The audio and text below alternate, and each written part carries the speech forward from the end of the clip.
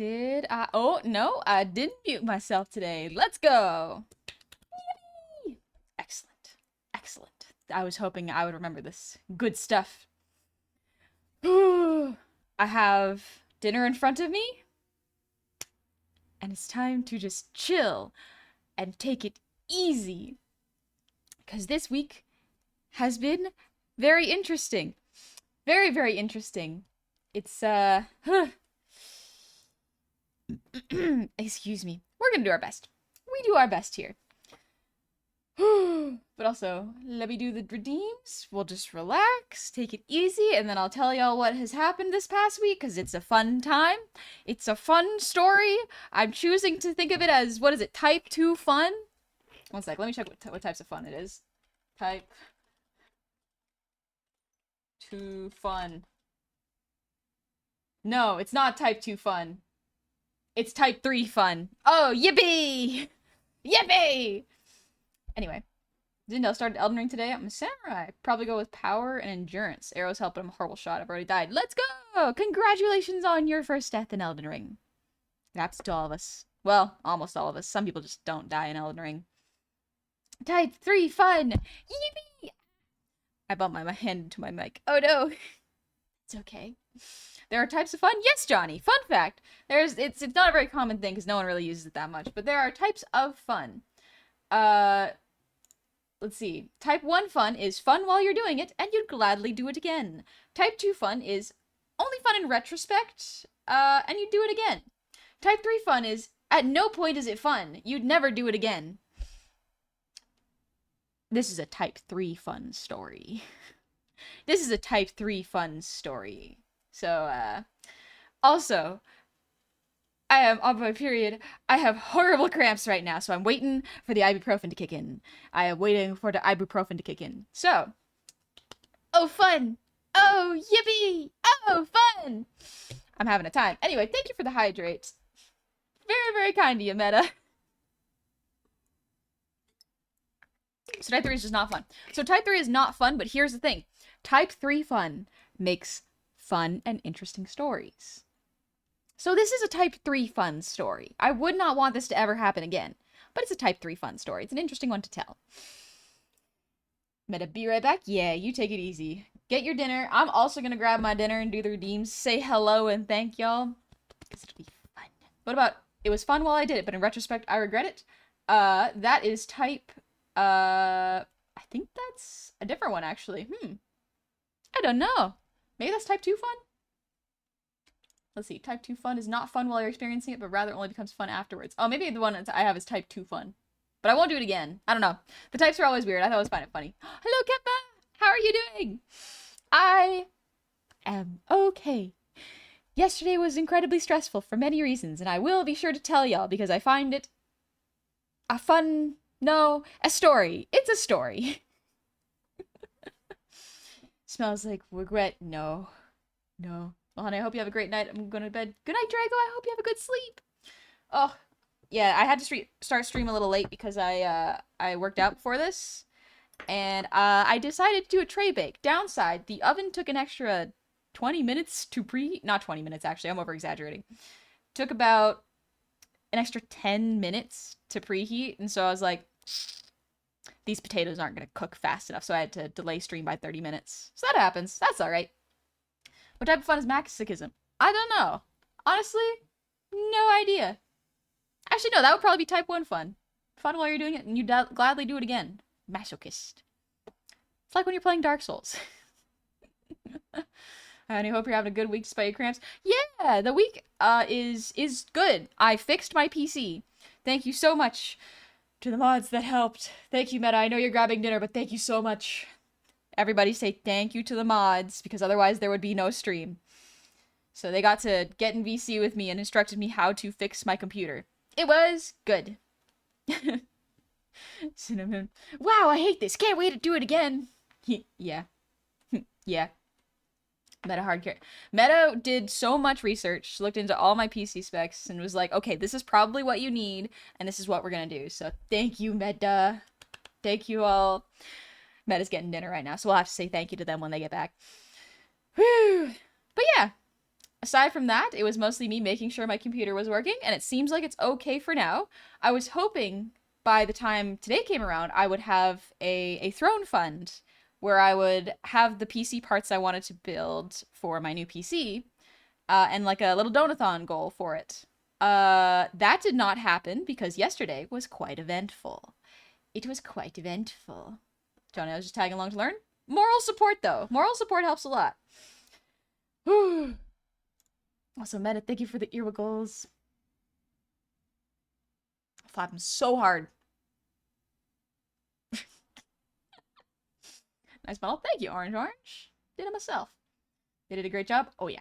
Maybe fix the mic problems? Yeah, hopefully the mic problems are fixed now. If they are not, that's okay. I will find out how to fix it afterwards. Whew. And also, Destin, thank you for the posture check. And Angelson, thank you for the breather deem.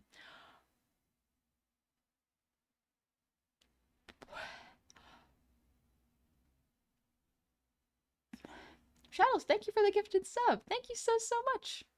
Fat full of beans. I'm gonna go nap. Might bother you for Spark Notes later. Okay, Plug Bear, good night. I'll stream tomorrow and I'll probably tell the story again tomorrow for those who missed it. But, oh boy! I have some potatoes to eat. Yippee! Oh. Good stuff. Good stuff. Mm-mm-mm.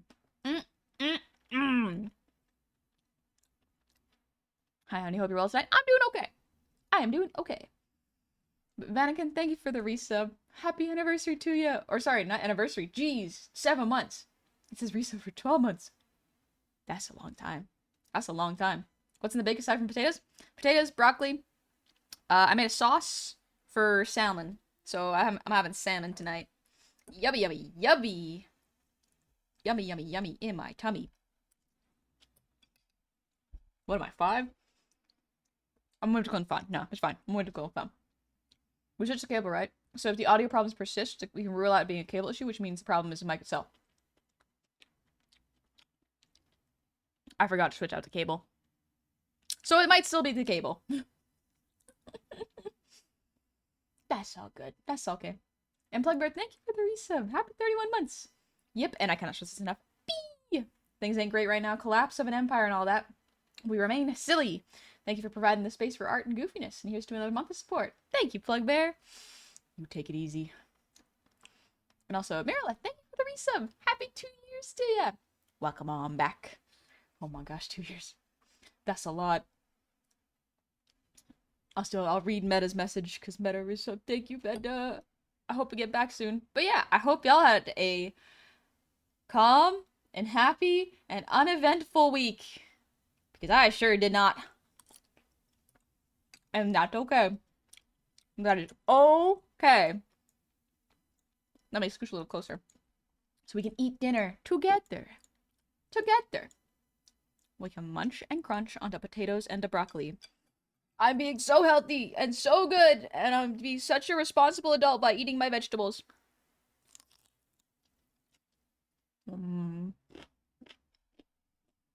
Power battery died after work.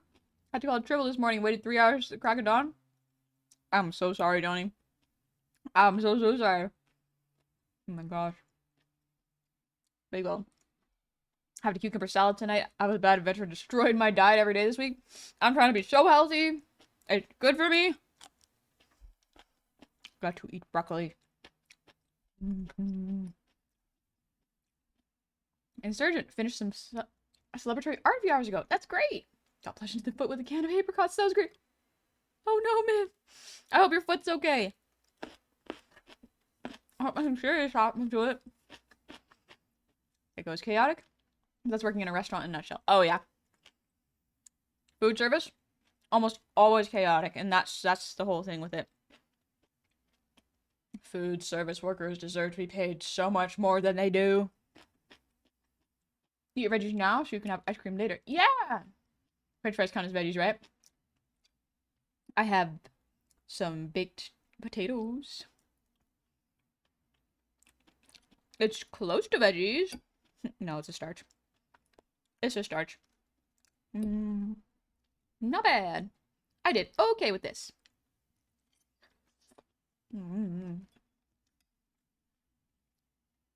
Welcome back, Meadow. We love you. Thank you for fixing my computer. We're just appreciating the hard work you. Meta did so much good hard work. That's insane. Also, Meta, thank you for the resub. Happy 39 months. Giggling, kicking my feet. Oh, Meta.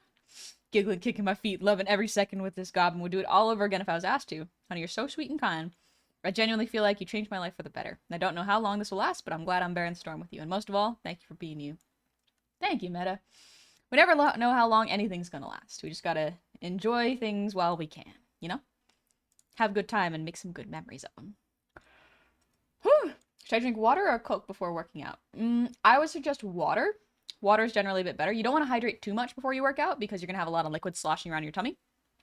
But generally, water is almost always the better go-to in terms of anything to hydrate. Hope your computer gets fixed. It actually did, JoJo's. It is currently fixed. I hope it stays fixed. But thank you, Meta, for helping me fix it. But yeah, now that the mods are present and I can tell this story, I had planned... Story time, baby. Let's go. Caffeine can be good before a workout, generally like an hour. That's true. Caffeine can be good for a workout, depending on your body. But... oh boy, story time! My brain's just like, where do I even begin with this? So I had hoped that by this stream, I would have a donation bar set up on Throne so that I could potentially raise funds for a new PC, because mine is good. Mine is a good PC. It is not the strongest it could be for what I am doing, which is just like things have become so heavy with software, and I'm getting into 3D modeling now, which takes up more power. But, you know, that happens. So I was like, hopefully Thursday, after I babysit my nephew, I can come home and do that, you know? And so I woke up, actually the night before, on Wednesday, I stayed up until 2 o'clock cutting my hair. Maybe not the best life choice, but honestly, it was fun. I enjoy cutting my hair. Oh, Miss Lala, welcome on in. Thank you for the raid. I hope y'all had a lovely, lovely stream. Y'all came just in time for me to describe a very, very fun thing that happened to me yesterday. That is not actually fun, and I would prefer if it didn't happen again, but we're okay and everything's fine. Just need to clarify that.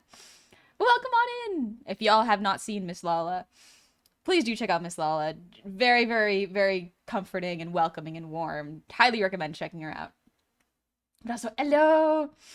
We just started stream and I have dinner. It is salmon, broccoli, and potatoes in a white sauce. Let's go.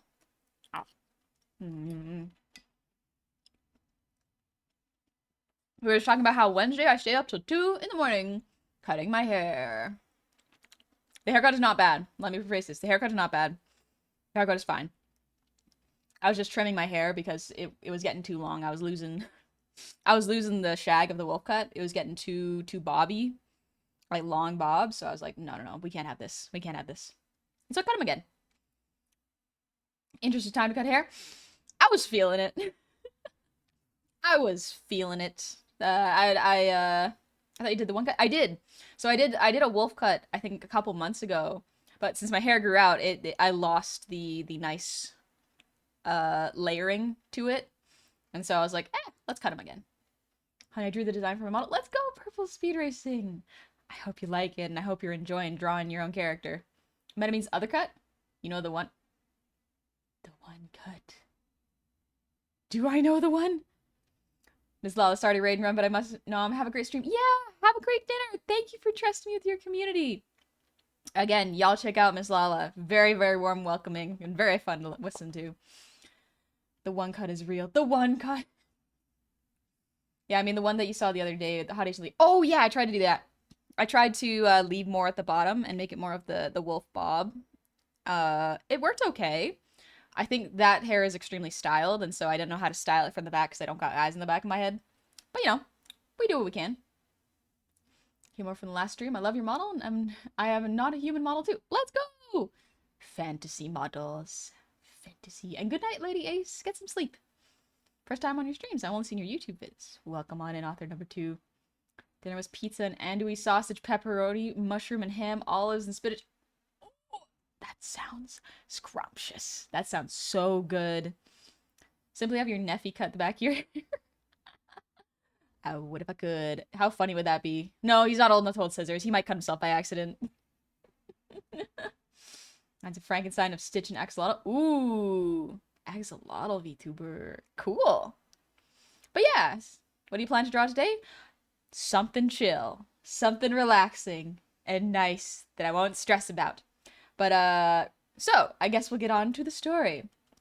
So I stayed up until 2 cutting my hair on Wednesday, and then Thursday morning I wake up real nice and early at like 7-ish. That's not actually that early, but that's earlier than I usually wake up, to go over to my sister's house because she just needs help babysitting her son, which is my nephew. So Neffy, my sweet baby Neffy, he's fine. He's a well-behaved baby. Have a lovely time with baby. And my sister chilling, taking it easy. She's doing a little bit of work, making sure that everything is okay, baby is fed, and I am entertaining the baby. I am basically there to entertain the baby and give my sister a break from having to, watch a child constantly. And so it's fun. I do that a couple times a week. It's quite nice. And so this time, I had a lovely day taking him out for a little walk. And by walk, I mean I carried this baby expecting him to walk a little bit more than he actually did. And instead, it was just me carrying the baby for an hour. So I was like, okay, that's fine. That's fine. That's all right. So I bring him back, chill, get to feed him a bunch because babies eat a lot of food. They eat a lot of milk, and he's at the age where he eats a lot of fruit. So very cute. So brought him back, gave him a little nap. And so I was like, oh, sick. I can rest. He sleeps for 2 to 3 hours. I can read my book because I bring my book so I can read. And then an hour into the nap, he wakes up. And I'm just like, buddy, I was being quiet. I was reading a book. Buddy, why are you awake? Why are you up? And I don't know why. He was not cranky or anything. He was just chilling in his crib, relaxing, just like standing up on the side of it, tossing his toys out of the crib onto the floor and going like, why are they on the floor? And I'm like, I don't know, buddy. I wonder why they're on the floor. Oh, but very, very cute, very adorable. His mom comes over and she's just like, oh, I guess you didn't get any sleep, but okay.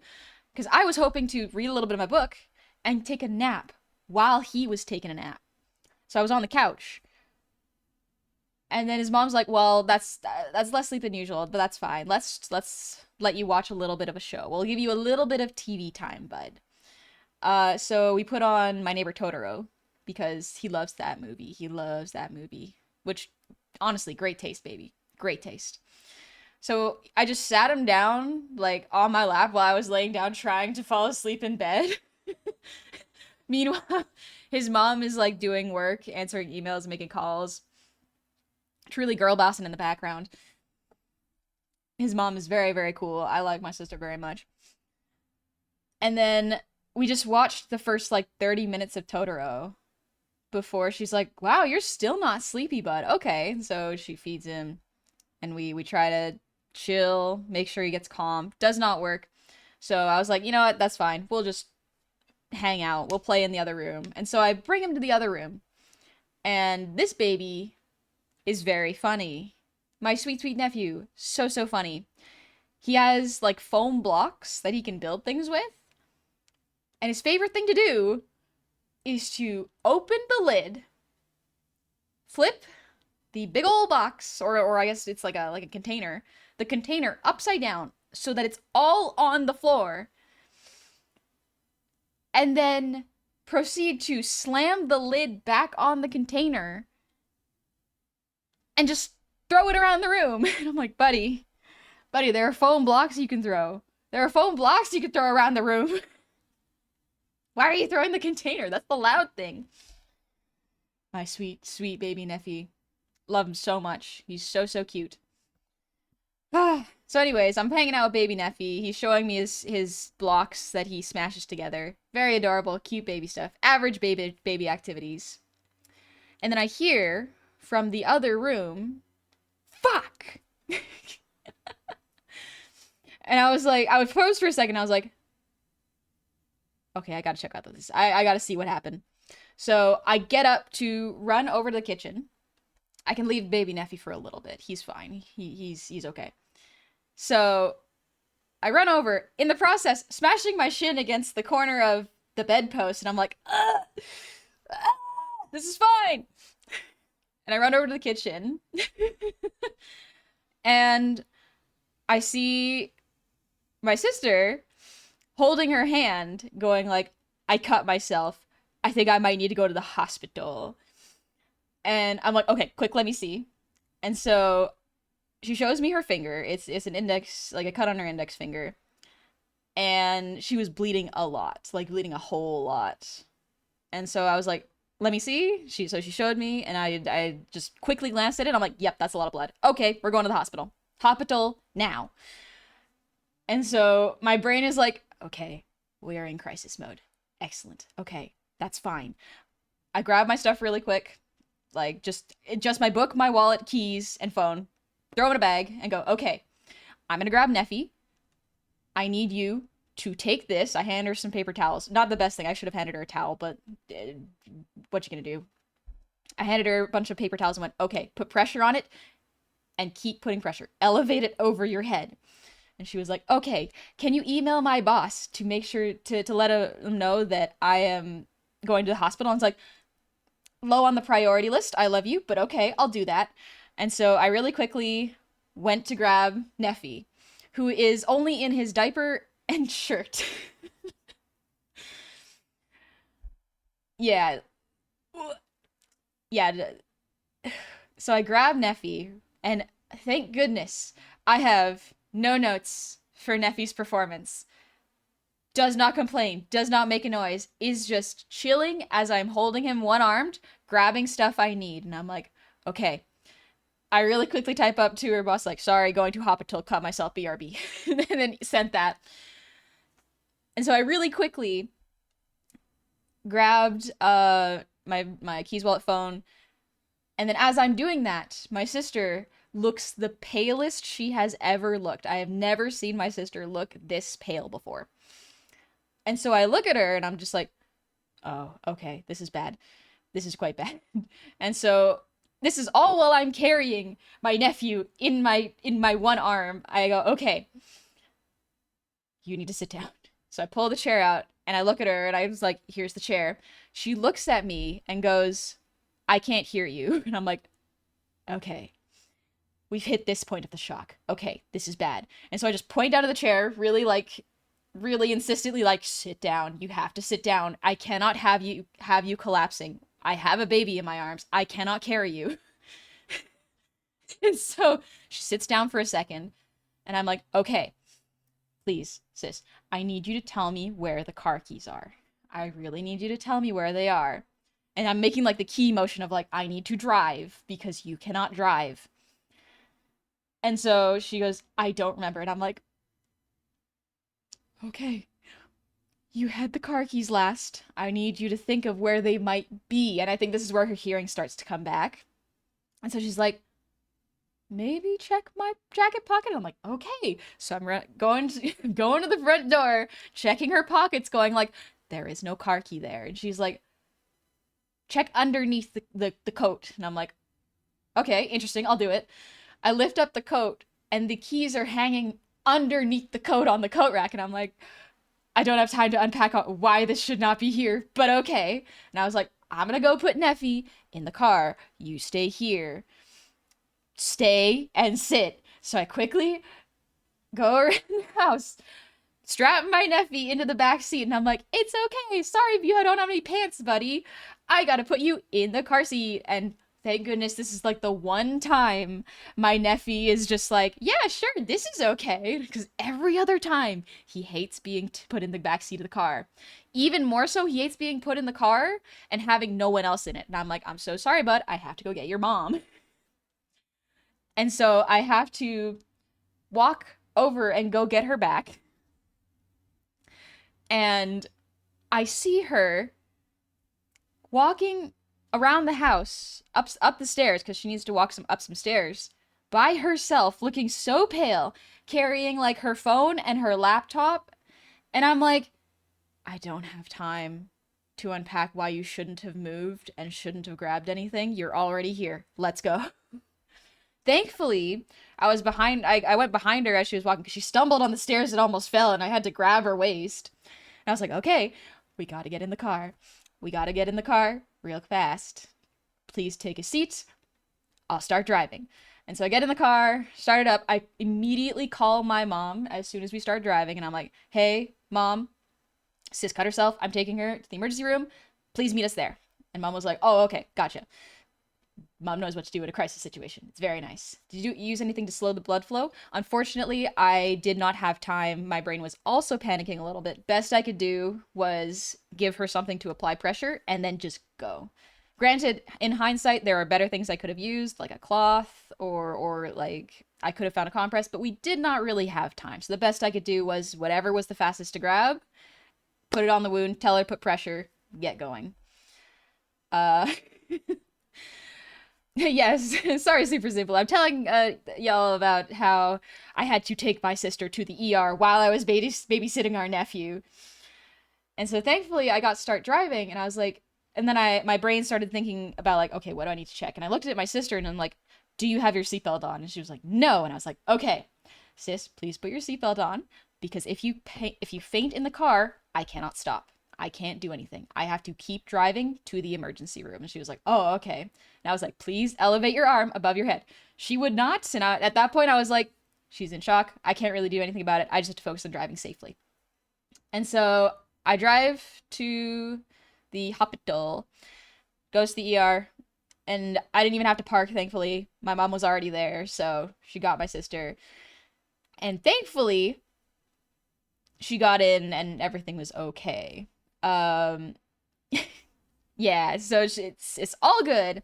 She ended up with a bunch of stitches, because apparently she cut down to the bone. Not great. The doctor was like, yeah, good news, you get to keep your finger. And she was like, I didn't know that was a possibility of losing my finger, but I'm glad I'm not. Yeah, it was pretty bad. But yeah, so after I dropped them off, I got to hang out with Neffy, and I was like, I'm so sorry you don't have pants, little guy. I brought you a onesie, and so I park and put him in the onesie, and the onesie's zipper's broken, and I'm like, I'm sorry. I'm so sorry, baby Neffy. I'm sorry. But yeah, so I pretty much I drove over to my parents' house and was like, hey, Dad, so sis cut her finger real deep. And Neffy has no spare clothes, and I know he has spare clothes and diapers here, so we're just gonna hang out and wait until my sister gets back from the hospital. So yeah, that's pretty much what happened. Uh, Baby Neffy was also tired. He didn't want to do anything. His grandpa, I guess my dad, was like, okay, I think he just needs a nap, and so they took a nap. And I was like, oh, cool, I get to chill. Anyway, I gotta go grocery shopping, and so I went grocery shopping while my sister was in the hospital. And I was like, yeah, sure, this is a way I can sort of decompress, I guess. But yeah. So she got back out. She was fine. So they took care of it. Um, she was okay. Turns out, like, while she was walking up to the car and I was trying to get her up, she could see my face in color, but everything else was grayed out and blurry. And later I was like, my friend was like, oh, she was in shock. She was in shock. Okay. Yeah. Yeah. But yeah, so that was my Thursday. After that, I was like, you know what? I'm taking it easy for a bit. I'm taking it easy for a little bit. But yeah, so just in case, she's staying over with my parents for a little bit, just to be safe and make sure baby Neffy can be taken care of. Because, like, she's not supposed to really stress her finger out. Meta, FYI, super glue can close wounds really easily. So here's the thing, Meta. I don't know if super glue is a good thing to use in wounds, especially if a doctor has to stitch it up. I don't know if that can complicate it, but like if you are in a pinch and there is no hospital in sight, I guess. I don't actually know how effective it is, but I guess. I don't know enough about first aid and emergency stuff. Yeah, your eyes and ears go haywire when that happens. Yeah. Yeah, so she was in shock. But I am extremely glad that I was there when it happened because apparently her first instinct after she cut herself and I took my baby Neffy into the car was she was like, my house is a mess, I have to clean it, I have work to do, I have to get my laptop. So the shock was making her do everyday chores while she was feeling faint and losing blood. So yeah, I'm very glad I was there.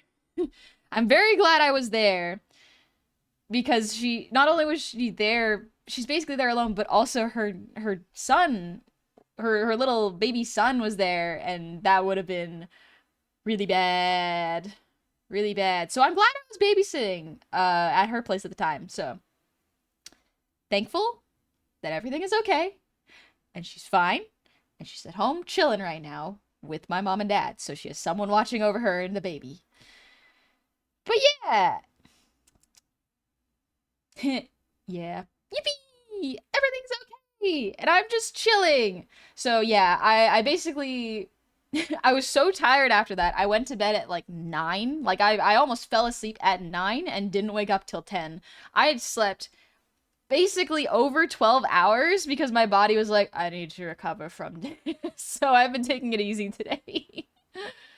Yeah, I was hoping to have something set up for the new computer fund, but events happened. Things happened that made that a little bit more difficult. But yeah. Anyway, I'm gonna eat some of my potatoes. All is well, ever distressed, but things are okay. Exactly. After a day like that, I'm surprised it was only 12. Yeah. It was 12, and thankfully, I'm very thankful that I was able to remain focused and calm during that. And I'm very glad I didn't panic. Because, like, you know when you're put in a situation like that, sometimes you're like, I have no idea how I'm gonna react. It is nice that my first instinct was like, okay, here's how I gotta do this, here's how we gotta go. So I'm very, very glad that that I kind of know now in a at least mid-level crisis. I would say someone else going through an injury, like I know basics of go to hospital. But yeah. How? I can't help but think of Dungeons and Dragons when I see your model. Such a cute model. Thank you. Might be the goblin. Might be the goblin. Honey, first instinct, protect. Seems like it, yeah. Hope dinner's been hitting the spot. It's feeling pretty good. It's not bad. I'm eating broccoli, so it's good for me. But yeah, I've been taking it real easy today just in case. Where I was like, okay, we're not going to stress about not working today because you did something hard yesterday. And my brain is doing the thing where I don't know if I have processed it correctly because my brain has not had like it hasn't had a moment of crying. Like I haven't had an emotional catharsis yet. So part of me is like, has my brain already processed this okay? Or am I going to, is it going to surprise me? Like, am I going to be trauma jump scared later? I'm not the one who got my finger cut, you know? So thankfully I don't have to worry about that, but I don't, I don't know if I need to just resume activities as normal or if I should take it easy and chill. So just to be safe, I'm just taking it easy and chill. But yeah, in case I start breakdown crying, y'all may know. I think I'm okay. Like, genuinely, I think I'm okay, but you never know, right? Broccoli. Chili butter. Honey, glad you've been able to rest after all that. You're still looking beautiful as ever. Thank you. Thank you very much. Oh, if you started to feel overwhelmed or anything, don't hesitate to end the stream. Absolutely. Thank you, Meta. I will make sure to just chill. That's why I was like, Lies of P could be fun, but I think art might be nice. Is Laura still tavern keeper, or did they rightfully send to the god? The tavern can change places every once in a while. What I missed? You injured yourself? So a TLDR version is my sister cut her finger while I was babysitting my nephew, and I had to juggle getting my nephew into the car and my sister, who was going through shock, into the car as well and drive to the hospital. But yeah, your jaw when you eat just blinks up and down, does not slide. It's kind of funny. It's a big slide, yeah. Well, no.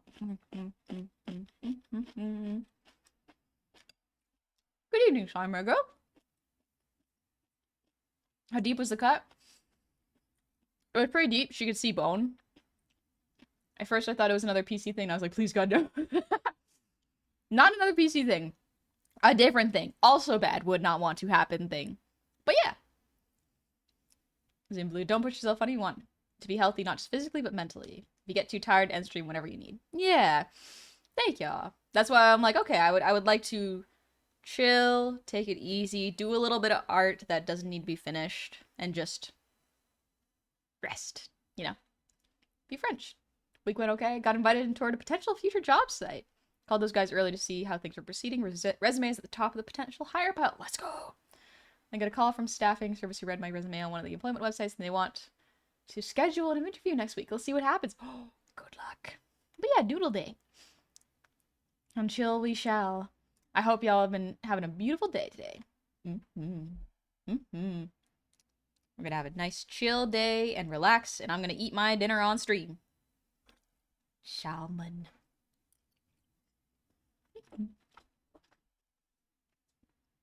Big Will way worse than PG. Hope she's doing okay. Yep. I want my sister to be okay.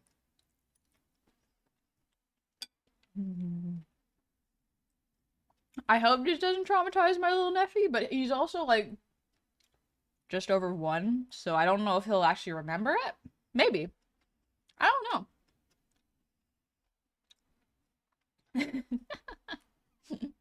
The mods are fighting. The mods are fighting. Potato. Can't taste someone. I have no idea why. Interesting. Brains are neat. They do weird things. Baby probably won't remember it. Yeah. I don't think he'll remember it, but I will. I'm very glad that I took a look and very quickly was like, that's serious enough to go to the hospital. Because apparently, like, I remember after I said that and started packing, my sister went, actually, no, I don't think it's that bad. And I was like, nope, we're going. We're going to hospital. Hospital now. But yeah. Dude, honey, I love the way you drew me. I keep staring. Yeah, I could show you all the art I did. I was testing a little bit of my art style. And so as a little thank you to Meta, I drew, let me show y'all.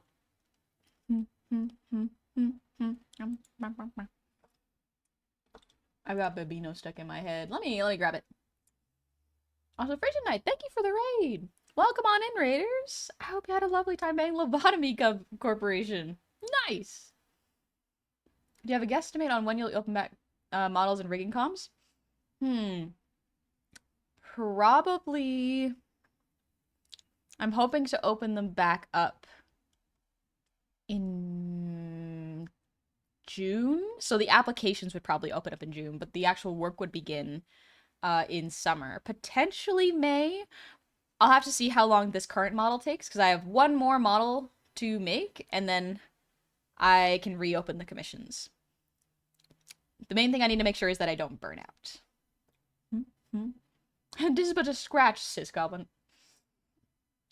The shock was looking back on it, I remember I was talking to my friend because I was talking it out and going like, hey, so I just had this thing happen, and like, I was so shocked. I was like, why is my sister wanting to clean the house? Why is she wanting to grab her laptop? Why did she refuse going? And they were like, that's actually pretty common. That's really common when someone goes into shock. And I was like, oh. Okay. I guess that makes sense. Huh. All right. You said comms will open in June, but work will start in May. Oh, my bad. The other way around. Comms will probably open up in May, and then the work will probably begin in June, July, depending on how many I take. Also, Lucas Wolf, thank you for the posture check and breathe. And Pablo, thank you for the hydrate. Or Pabueo. Pabueo. Pabueo. Pabueo.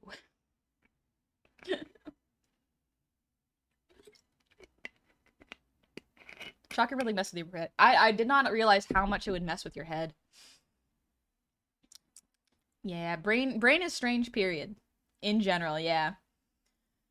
Oh, posture check. Yeah, my brother used one of his... My brother wanted his vertebrae once, and he was acting like nothing happened during that time. That seems to be really common, actually. Huh. I did not... I guess my brain has a hard time wrapping around it, but thinking about it, that kind of makes sense. That can make sense, yeah. Oh, Big Will, let's go! I'm glad you got your PC case. Isn't the human anatomy and its response systems interesting? Oh, so interesting. Incredibly interesting. Oh, he broke one of his vertebrae. Oh, gosh. Yeah, I hope that he's okay. I'm confused by what is... by what you is. Is you one of them bird things or one of them things that be swimming? I be walking on 2 feet. Bipedal, baby. Just a little goblin. Right, Lucas, thank you for the breathe redeem.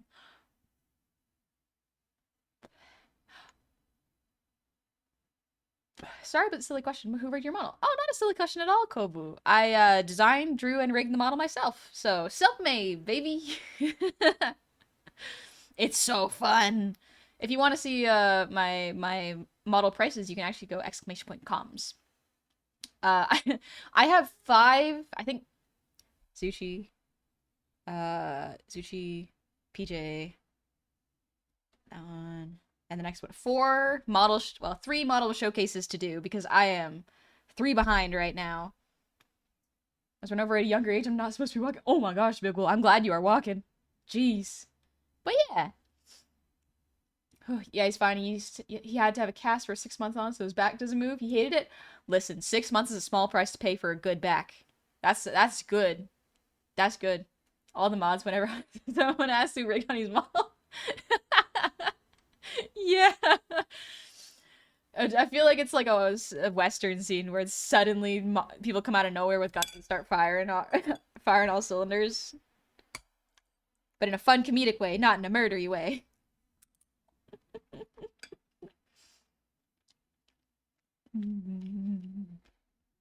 Also, Sweet Anya, thank you for the resub. Happy 61 months. 61, 31s. Man, I was thinking of the wrong number. I also recently cut my own hair, just trimming my bangs. Also pleasantly surprised by the results. Here's to cutting your own hair. Thank you.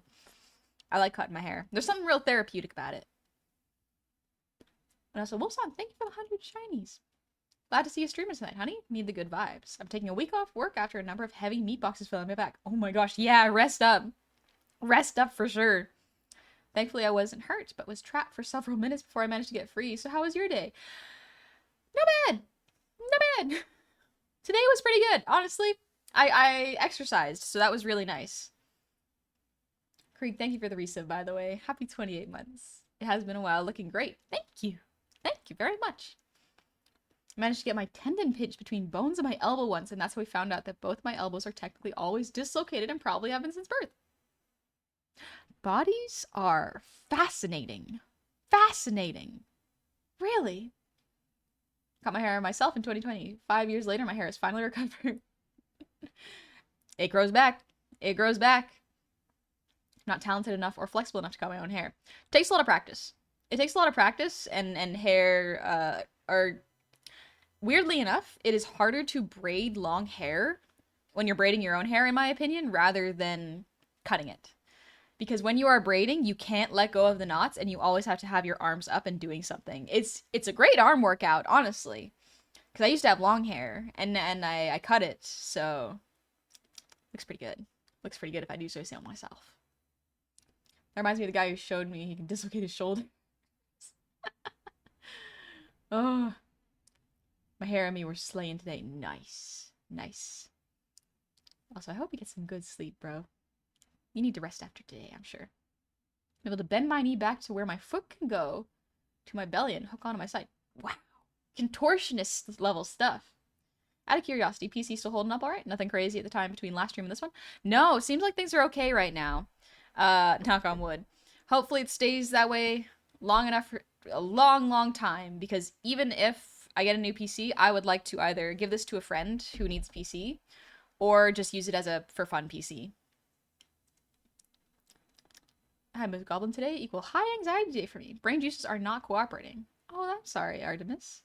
I hope you get to chill. We're gonna just relax after a bit and do some art. I have to eat a little bit more of my dinner, and then we can begin. Because I gotta make sure I'm eating good, you know?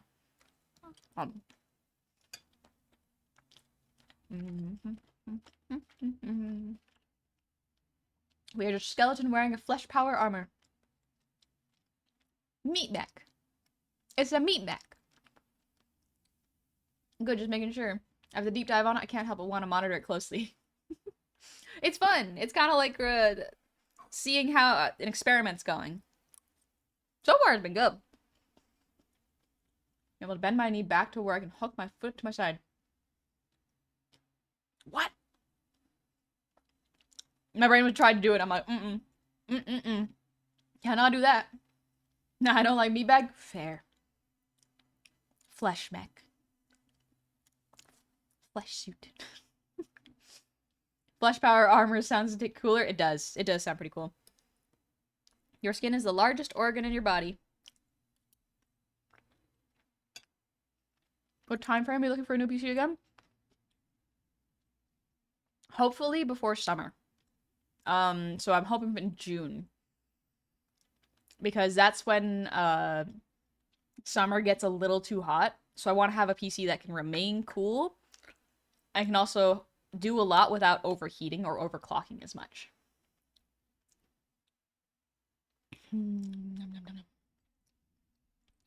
A couple more bites. Oh, good, good.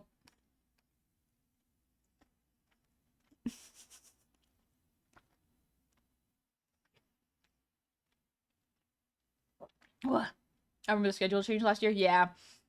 Last summer, I had to change my schedule around how hot it became. I could not stream at certain hours of the day because it was way too hot. My PC would overheat way too quickly, as well as I would overheat way too quickly, and I just could not handle it. I had to go outside of the house and find somewhere cool to be. Have you looked into AIO water cooling for your PC? I have not yet. I don't know the proper ways to cool PCs, honestly. I I need to look into that and see what kind of setup I can afford and what kind of setup would last long. That means I'm gonna stay until probably take us like 2 days to put it together because it is your first time. So let's say late May, like 15th to the 20th. Yeah, I mean that sounds about right. One thing that I could also do is I can see if I can get my friend who knows how to build PCs a bit more than I do to come in and physically help me lift things, because if I do it by myself, I don't know if it's quite going to be safe for all the pieces. The main thing is just like I will have to probably order them in April if I want them to arrive with normal shipping times, depending on tariffs and all and shipping in the world. Probably give everything a month to arrive just in case. Almost cannot handle heat. They are snow creatures. We like being a little chilly. Pandora, what's your favorite video game? Sekiro. Sekiro is my favorite video game. But I also really like Hollow Knight. Hollow Knight and Dark Souls as well. Dark Souls Remastered. There's a lot of really good games. It really depends on what I'm feeling. Because sometimes I feel like Bloodborne. Bloodborne... Oh. I love Bloodborne. I love Bloodborne so much. Hollow Knight, my beloved. Mad Tabs, welcome back. Finally gotten back into art after years of not drawing or anything, and the next thing I'm working on is a Goblin OC. Of course, you are inspiration for that. Oh, thank you. Oh, right, I was gonna show y'all the artwork I did for Medda to say thank you. I wanted to draw the mods that were in VC helping me helping me to make the actually let me do this one. Make all the changes to my piece. Whoop, fit to screen. 50 screen. There we go. This is the art I did for Meta. This is Meta. They're very cool. They are very, very cool. Look at that art. Look at that. It looks great. Look at all the... I did a really good job with the face. Look at that. Look at that. Isameda. Isameda. It looks good. I remember one of the mods was like, why does the elbow, like right here, the elbow still have anatomy when it's mesh and it's bone? And I was like, I don't know. I don't know. I guess I just forgot to make it drape a little bit. But that's okay. Oh, I did such a good job with the face. Ooh, baby. I love how I rendered the tongue. Look at it. Oh. Bigger. Bigger. Look at that. Look at that. Look at that. Good stuff. Good stuff. Cheeky looking. But yeah. That was the art that I did once my PC was fixed. I'm like, all right, let's test it. Let's do a little bit of art. You can tell Honey's a freak for mouse. Listen, you gotta get a mouse to kiss. You gotta have a mouse to kiss. Came out so damn beautifully. Thank you. I look like that's due to magic. It's magical. It's a magical goth outfit. Kellogg's tried to do a stunt with people representing the virgining streamer trend by turning Tony the Tiger into a VTuber. I remember that. He would talk about his milk-cooled gaming rig, and when anyone would ask real questions about it, Tony would mysteriously glitch out and go offline. I don't think the higher-ups thought things through. Nope. They would not have predicted how many people would get weird about it either.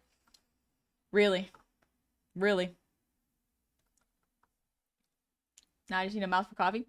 Mouth for eating good food and singing and saying nice things about your friends. That's what it's for. And kissing sometimes. If you feel it.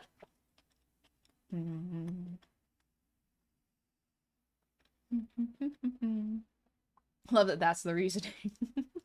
Kissing as a treat. It's very funny because nowadays I read a lot of manga and I'm like, I want to read a manga about a couple that's already established and I just want to see them be happy and kiss. I want to smash their faces together like dolls. And perhaps I need to be the change I wish to see in the world. Because there's not enough. There's not enough of it. A mouth for tangling teeth and tongue. Gobby, please. Gobby, why? Sharing that cursed knowledge, it will never leave now. It's there forever. There's far too much romance. Writers need the crutch of artificial conflict. No! There's so many other things. Guess you have to write and illustrate your own lovey-dovey comic. Maybe I will. Maybe I will. Jesus Christ, I just want to read page after page, people happy. Listen, I don't need there to be no conflict. I want there to be realistic conflict that comes from a relationship. Because, like, external stuff is fine. But that's kind of why I like reading some slice of lives. You know? Sometimes it's fun when a couple is like, ooh, will they? Won't they? But then I actually want to see them if they will. If they will, and they do, I kind of want to see what happens there. Because there's a lot of struggles to see within a relationship. There's a lot to see with how characters actually behave and what they do when they are in a relationship versus when they want to be in one. It's very cool. You ever seen that one panel comic of a married couple? They usually be around social media. I don't think I've seen that one. That sounds familiar. There's a lot of those, I'm sure. Well, now, no one meta has no regrets. What happened? If I post the image, Honey will be a crumbling into an atom. I'm curious. I'm curious now. Ah! Baki, why? Baki, why? What is this? Anyway, I'm gonna eat my dinner. I'm gonna forget that exists and eat my dinner. It's fine. course it was a Baki image.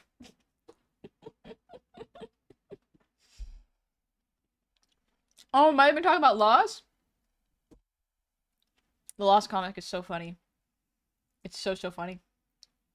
So I can't watch rom-com drama animes these days because the majority of them introduce so much pointless, stupid drama. Yep.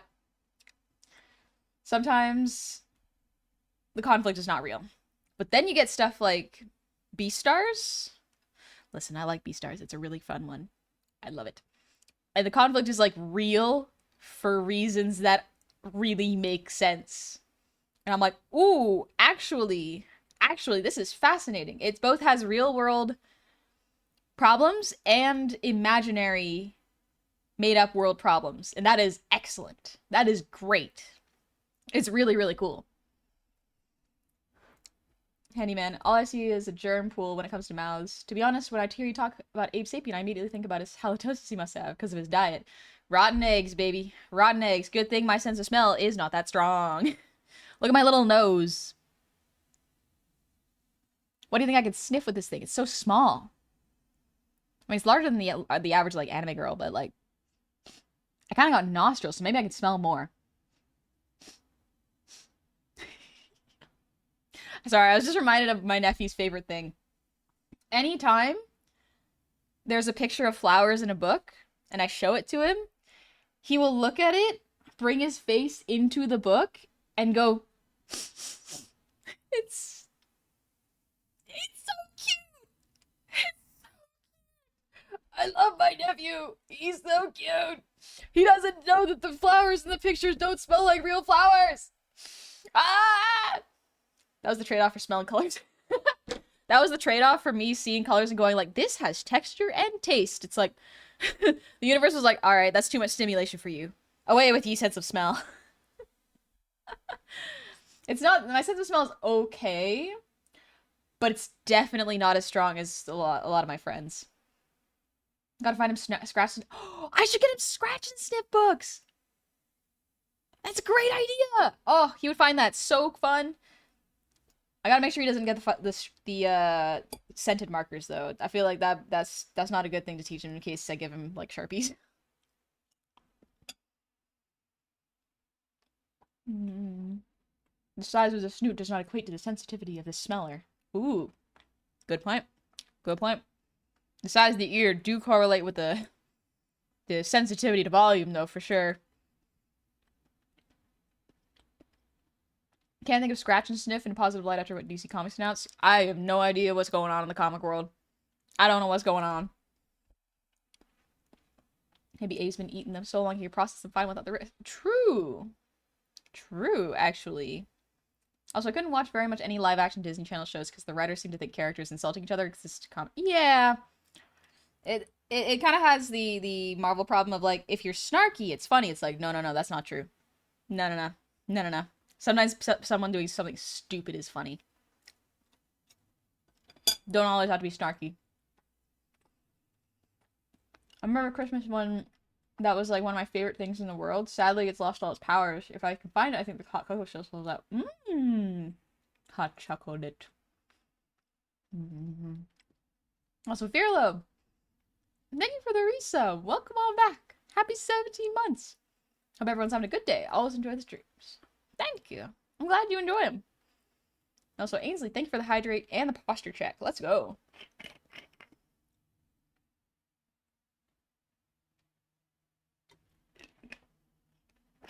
Also, Eric Moodsrake, thank you for the breather deem.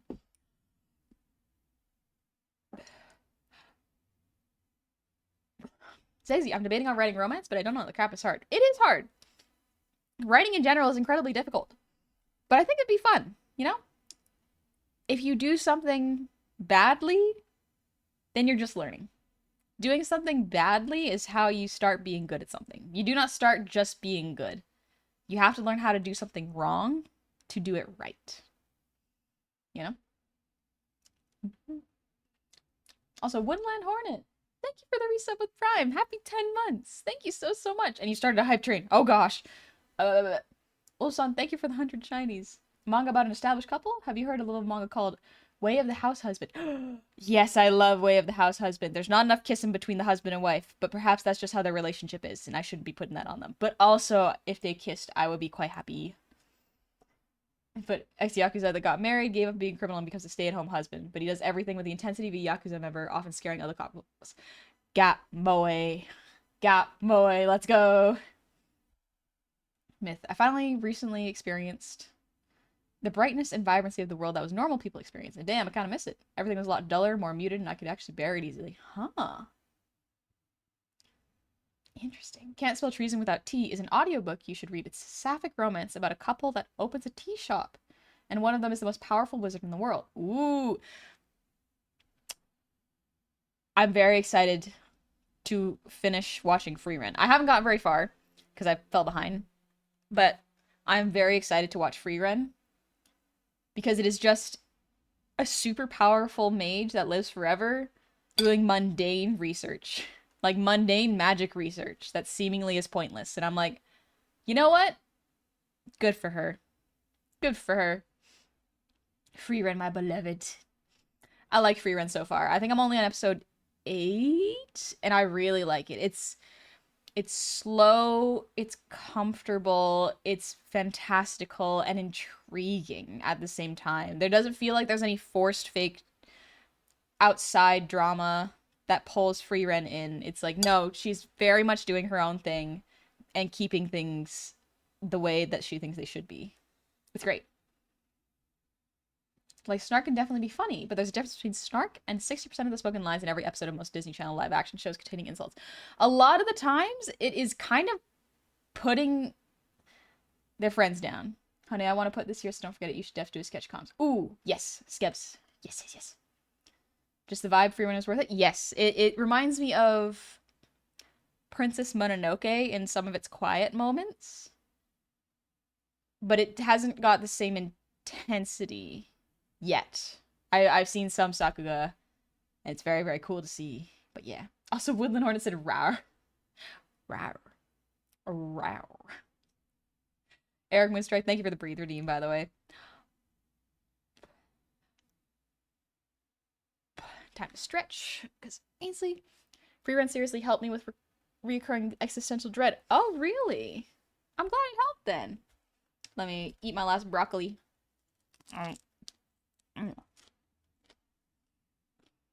A big bite. I gotta put something in the fridge after I eat this. The soundtrack to Frieren is good. Yeah. Maybe we'll listen to the Frieren soundtrack.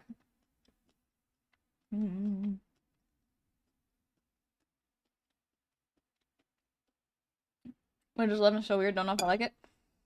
It's one of those things, unfortunately, that I just got used to. So I don't know if...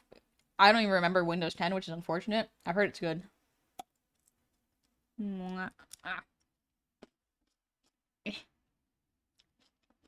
I love the eye in the closing. The eye in the closing? Like when I close one eye? Frieren makes the statement that everything ends, but everything else continues after it ends too. I think that's good. It's a good message. Oh, and Frieren's closer. Oh, the eye in the closing. Okay. I wasn't sure that you were referring to a soundtrack. That makes more sense.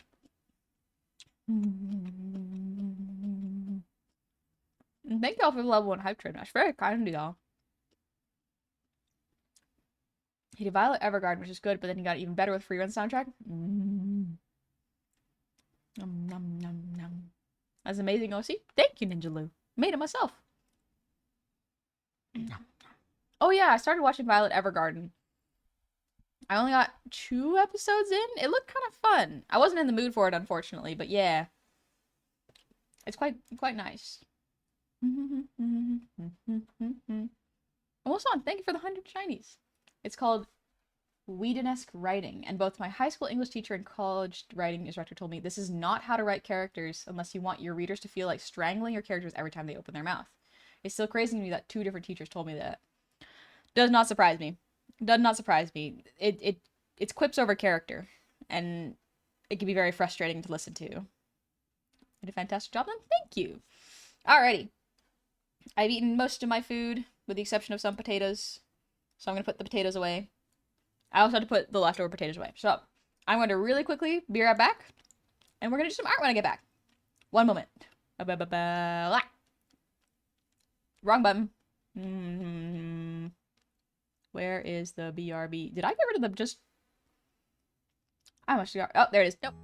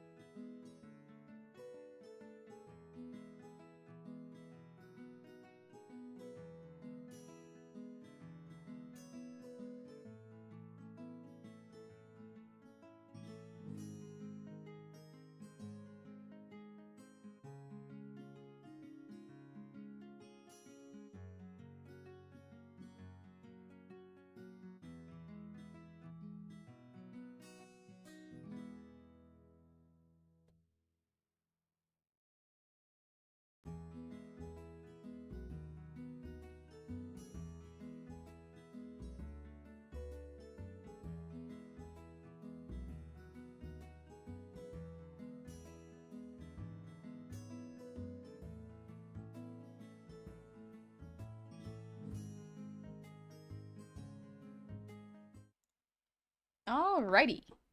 We're here for art. Get a little closer. There we are. I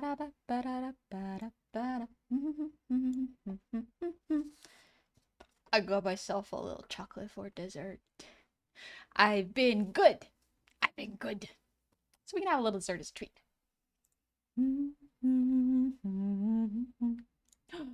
Okay, we're gonna listen to a new song that I've been really, really into, and then we'll listen to the Freerun soundtrack.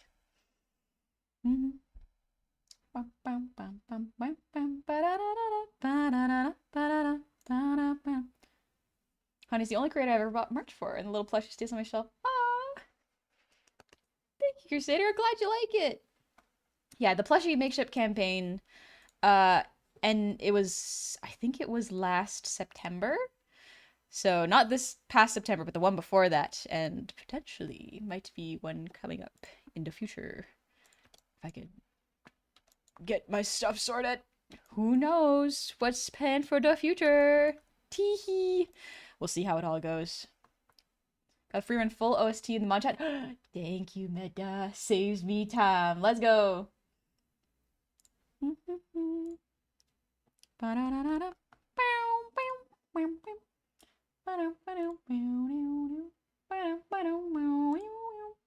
Oh, beautiful. Let me listen to...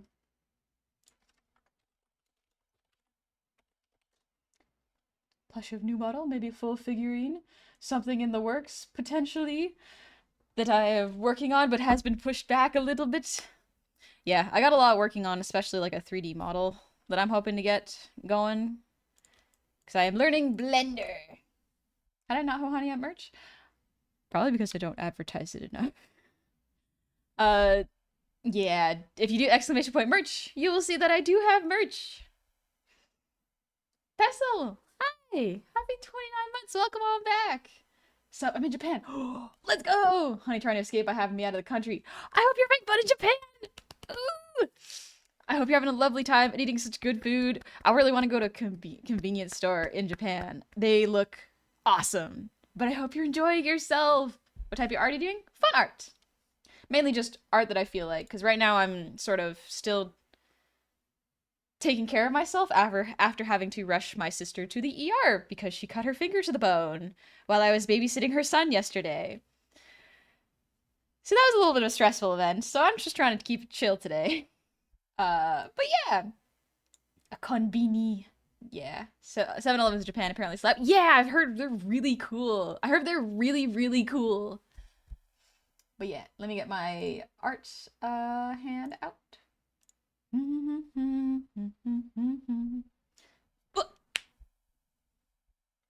Pestle, you should... I don't want to tell you how to spend your money, but you're in Japan! Have fun! Buy some nice stuff for yourself! I hope you have a good time! Thank you for the 10 gifted subs, but enjoy your vacation! I'll be here when you get back, don't worry. Japan pioneering the word convenience since the late 1900s. Is you trying to repair your computer? I've thankfully repaired my computer now, so it's all good. Whew. Yeah, I had to replace the power supply and the thermal paste, but seems to be doing okay so far. Seems to be doing okie dokie. Yeah, I've basically been drawing myself repairing my computer. I'm gonna put little chibis of my mods in the chat. Because I think it'll be nice. I think it'll be a nice memory to have, you know? Also, Fiendish Rebel, thank you for the raid. Welcome on in, raiders. Let's see. Ooh, how was your just chatting stream? I hope you had fun. I know what you did with the thermal paste. Yum, yum, yumma. Thermal paste. All right, thank you for the raid. I hope you had fun crafting. Ooh, what were you crafting? 2 raids at the same time. Dang. I was like, hi, Firehawk. Funny purple. Oh, you're making a funny purple dinosaur? That's pretty cool. That's pretty cool. Real quick before I get too carried away, we're going to listen to a song that I have been listening to on loop for a little bit. So if you've heard it, enjoy yourself. It's so good. But honey, don't need the paste. But it looks so shiny. It looks so silvery and liquidy. Mmm, yummy, yummy, yumma. Honey, if you don't take care of yourself, I'll get Many and plot with her. I'll take care of myself. Don't worry. I am taking care of myself. I took care of my sister yesterday, and now this is my turn to take care of myself. I'm spending a cool paleo accurate T-Rex figure. That's great. Oh, I love dinosaurs. Good on bot separation. Oh, thank you for checking, Meta. Thank you so much. Headlock. You know you're better than this. Is Honey the oldest sibling? Yes, I am the eldest. Which really surprised me when my younger sister had a kid, because none of us were expecting that. None of us were expecting my younger sister to have a kid. But hey, life's funny like that. And I love my nephew. He's adorable. So I babysit him Minimum once a week, but sometimes 2 times a week if she needs. You sit too late to start with your heart in a headlock. You know you better than this. Yeah, it's a little small, but the dream is to get an 1/18th scales T-Rex, which is roughly 22 inches long. That's big! Wow! Do you have any Dark Souls 3 fans? I love Dark Souls 3. Controversial take sometimes, I know, as a Soulsborne player. But I quite like Dark Souls 3. It's just more of Dark Souls Remastered. So, you know, I like that.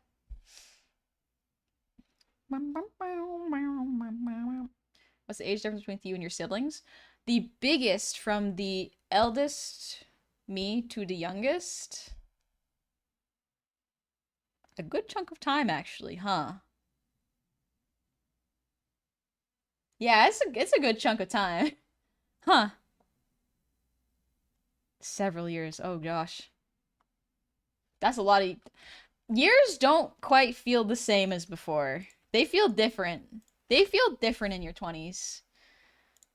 It is interesting. I was not expecting them to feel like this. Oldest 4 brothers and the middle of 3 younger brothers was at least expected to have kids, let alone 2. I don't think I want to be a mom. Not in the same sense as like a guardian. Like, I do not mind being an auntie to my nephew. I love my sweet nephew. I will take care of him if I ever need to. I don't think I got time for a child. I love art a little bit too much. You know you better than this. How fitting that you're drawing a picture of yourself as a nurse. I went to the doctor's today. I went to my therapy session. Ooh, I hope therapy went well.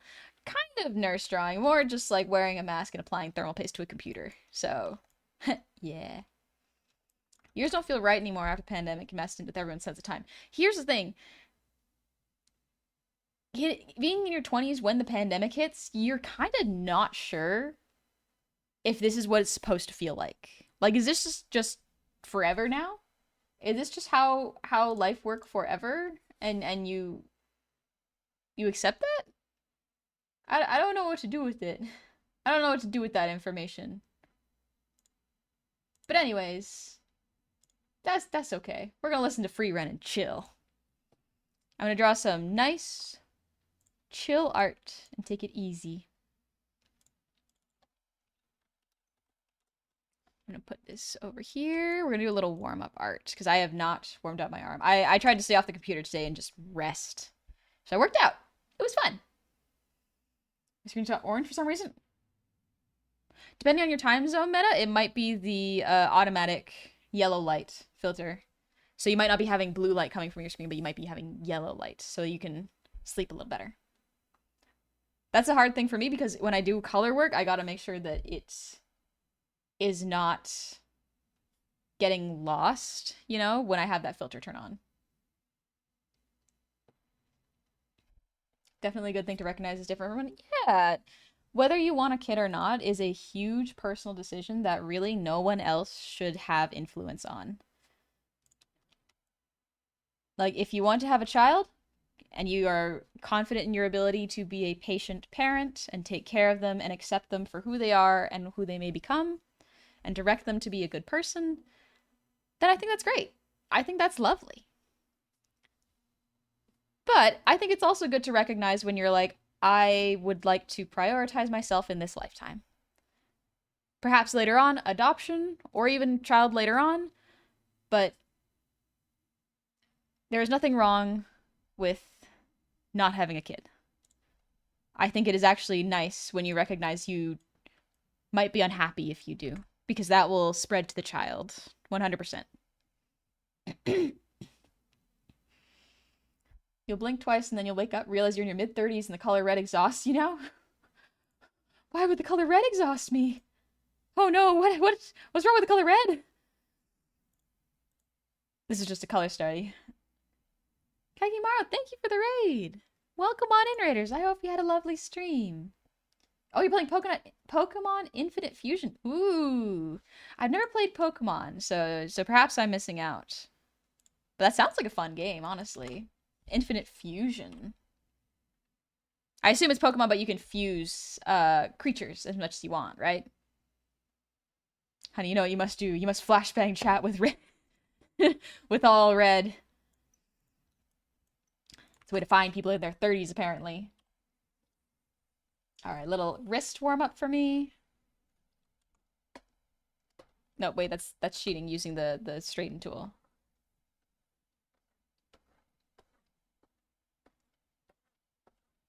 Infusion is an interesting game. You take two Pokemon and you squish them together. Yeah, that's what I've heard. I'm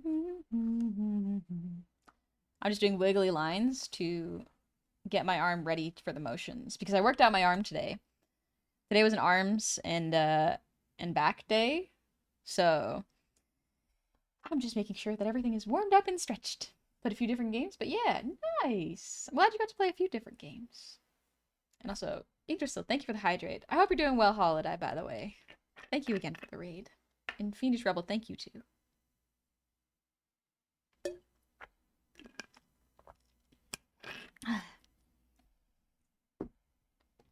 Twister, when I was little, I grew up somewhat socially isolating enough that the pandemic lockdown was just a return to something I was already familiar with. But the key difference was that nobody else was out doing things either, so there was almost nothing to reliably mark the passage of time. It's strange. The passage of time is hard to keep track of now. Wolves, I wanted to be a dad and have a daughter, but as I thought about it, I quickly realized I'd end up being that dad that's sitting on the front porch with a shotgun anytime my daughter had a date. I think being protective of your kids is all right.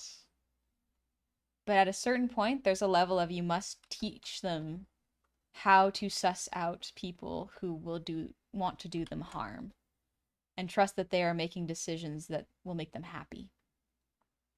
Because oftentimes, if you have, let's say, a daughter, and you just tell her to break up with her boyfriend that may be bad for her, and insist on it, she will kind of start to distance herself from you.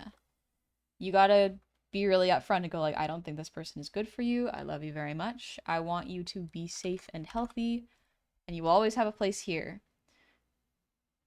Please watch out for these things, and always feel like you can come to me if you need to. You have to show that you are going to be loving even when your child makes mistakes and does things you disagree with. That is the really tricky part with kids, you know? Also, Von Vivianov, or Von Vivianov, thank you for the raid. Welcome on in, raiders. How was your stream? And Oliver, thank you for the posture check. Oh, feels good. It's weird how it's been 10 years since COVID. 2020, 2021, 2021, 2021, 2021, 2022, 23, 24, 25. Yeah. Yeah. It does feel that way, doesn't it? It was great working on Chubby Beetle. That sounds so cute! That sounds adorable!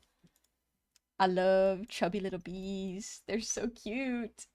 But welcome on in, raiders. I will introduce myself because I keep forgetting to do that. My name is Honey. It's a pleasure to meet all y'all.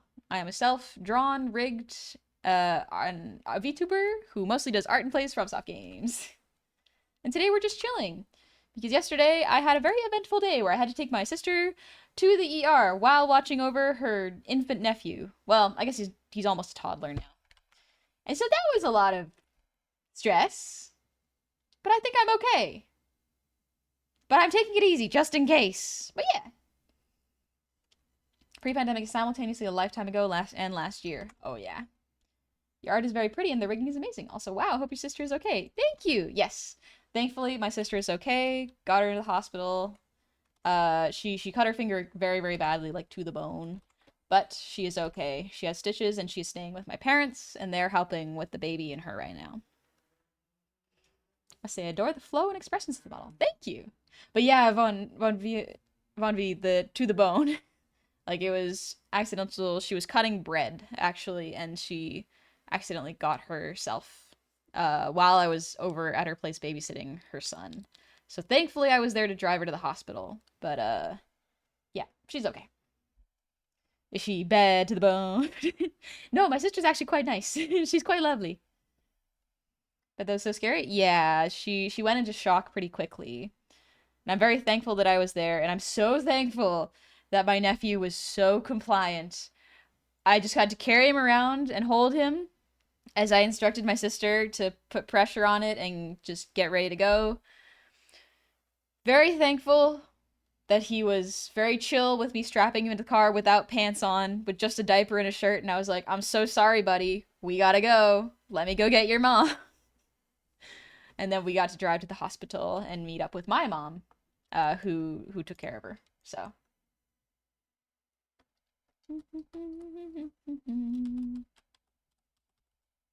What is my brain thinking of drawing? All shits and giggles to someone goes.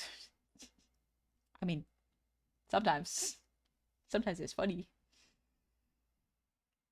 You guys should invest in a knife sharpening kit. Sharp knives are predictable knives. Yeah, the problem was, I guess forgot to mention this, is it was sourdough bread that my dad had baked. And sourdough bread has a really tough crust. And so even if your knife is really, really sharp, sometimes you do still need force for the sawing motion of cutting bread. So, yeah. Maybe bro just doesn't like pants. He did not like pants for a good chunk of time. He did not like them, but now he seems to be okay. My brain is just like, this is a perfectly good circle. Why are no ideas coming out? I had an idea going into stream, and now I'm like, what's the idea? What was it? And the sourdough fought back like an armadillo when you shoot a bullet at it. I don't know how true that is, that bullets ricochet off armadillos, but it's a common story. Hi, Zuchi! Good evening! How are you doing? That's why I use serrated bread knife. So that's the thing, Myth. She was using a serrated bread knife. Yeah. Roblox and the hunt event going on. People going crazy. Ooh, I did not know that. I don't know Roblox. Made teriyaki beef. Ooh, teriyaki beef sounds so, so good. Teriyaki beef.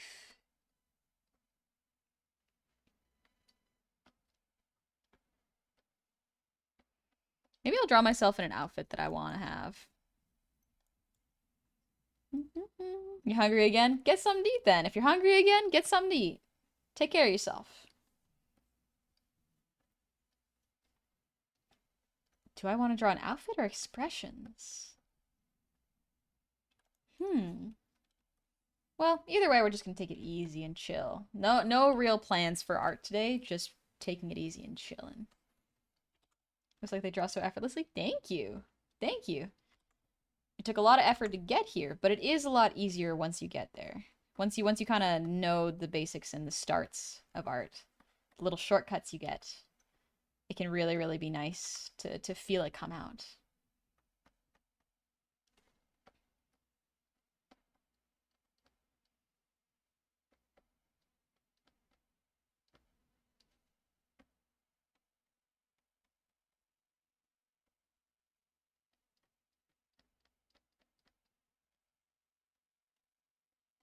There we go. Yeah, want to see my progress in studying your style? Oh, yes, Bennett, that would be great. Be French. Dad, the oldest, but out of all my cousins, I'm the youngest. Oh. How's it feel to be the baby of the family? Saw some thin cut beef for like $7 a pound at the grocery store, and I was like, I can't not stir fry that. You made the right call, I think, Zushi. The free Renosti is really good. Smaller calibers of bullets bounce off armadillos is very true. There's one specific case where a Texan man shot an armadillo. The bullet ricocheted off the armadillo, came back and hit him in the jaw. Oh, man. Karma. Karma, for real. Oh, this is great meta. Oh, good. I like how you're studying the eyes and how they change based in perspective. But yeah, this looks good. Dang. I love the note. She has very anime eyes, but cartoonish proportions. Very true, Meta. I do have very cartoony kind of style eyes or proportions, but the eyes I very much learned from anime. So when I was a teenager, I would draw eyes on the side of my math homework constantly. And I would do this because it was just a fun way for me to doodle and kind of focus a little bit at the same time. Very, very glad that I did it because it really gave me a sense of like how to draw eyes.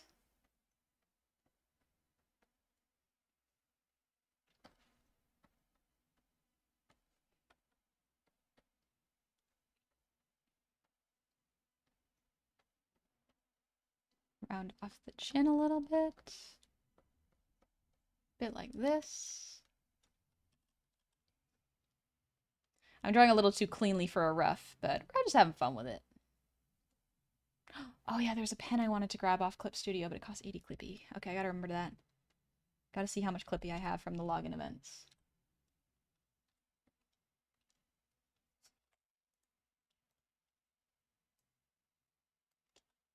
There we go.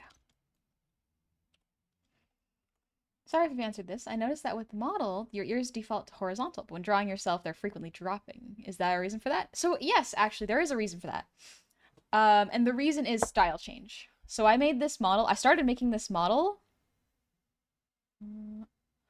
nearly a year and a half ago. Maybe a little longer. So this model you see before you is actually a result of my year and a half ago style.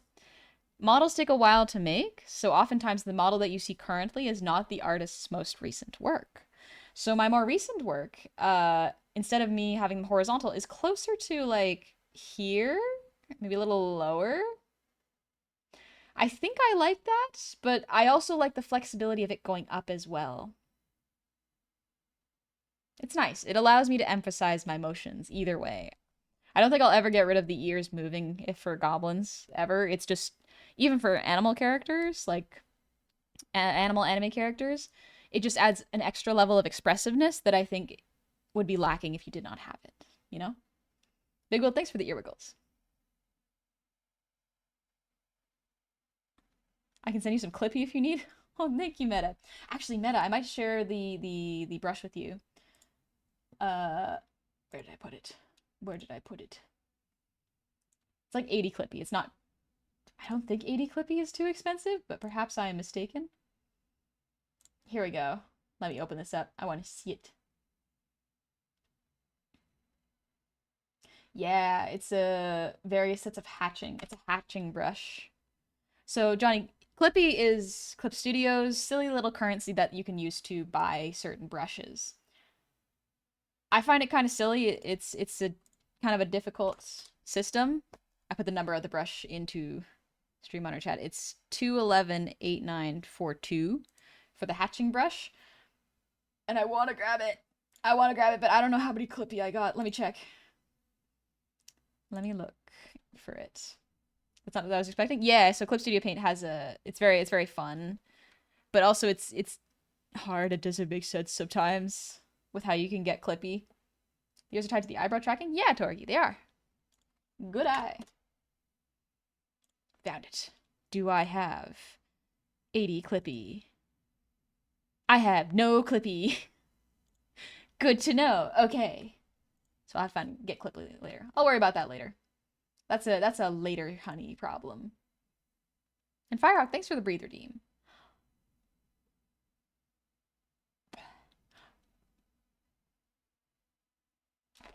Clippy, the Microsoft Office Help program? No. So it's Clip Studio Paint's art currency for buying tools that other artists can put on Clip Studio for either free or a small price. And they get a cut.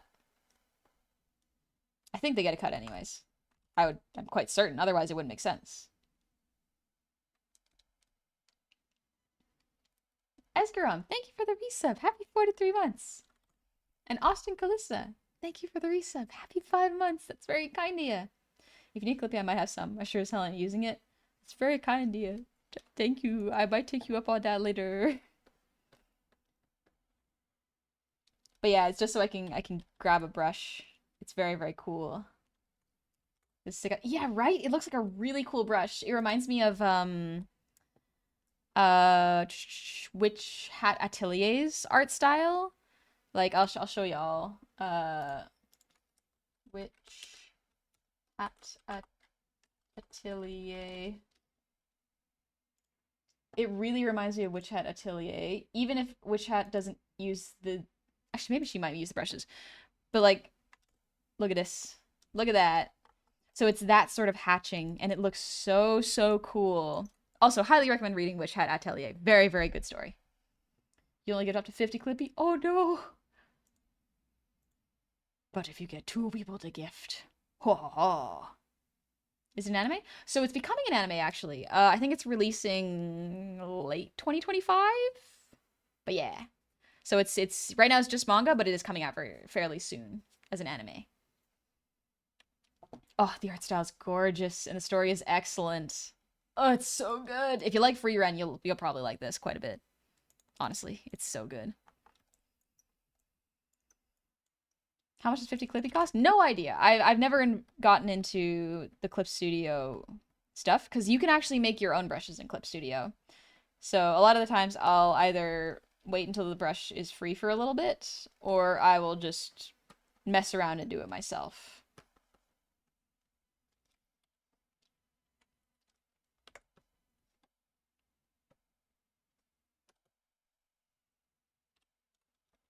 Love Witch Hat. Anyone else going to watch the anime? I'm super excited to watch the anime. I haven't gotten too far in Witch Hat. I've gotten further than Frieren in terms of like reading. But yeah, not too far yet. Back of the head should be a little bit more like this.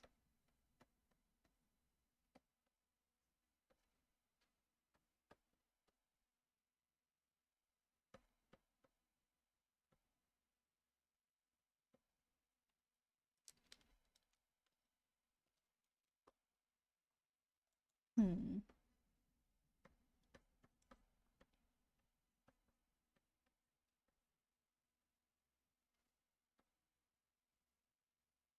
Don't worry. I'll sharpen the teeth in a moment.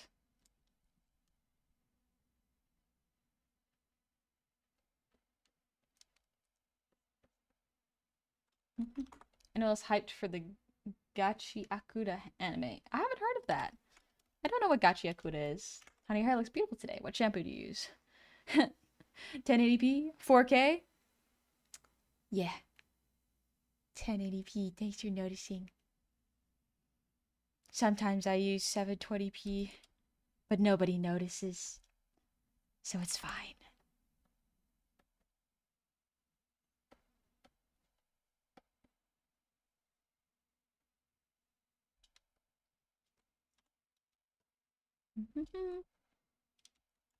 I watch it because I'm mostly excited for the colorful stage of Miku, who can't sing. Ooh. I didn't know Miku was getting a movie. One of the best tips I've ever seen is turn details you've got to draw a lot into brushes. Yeah. Some people have crowd brushes, and I think that's really, really clever. And then which donut clippy is for you to make a material on CS Paint and us finding you through that same material. Oh, interesting. The fun thing is, if I look at the brush enough, I think I can probably recreate it. For the sake of that artist, I probably won't do it, because, you know, that's their hard work. But I could do it myself and not share it with too many people. Then again, it won't be exactly the same setting, so I wonder what the ethics are of that situation. Because, yeah, a Witch Hat Atelier brush would be sick. It would be sick. Oh, you know what I'm gonna do? I'm gonna get a dress reference.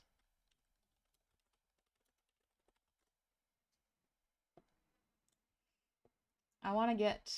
Oh, this is a very cute one. Now, is this a real picture or is this AI? That is one thing I always got to watch out for.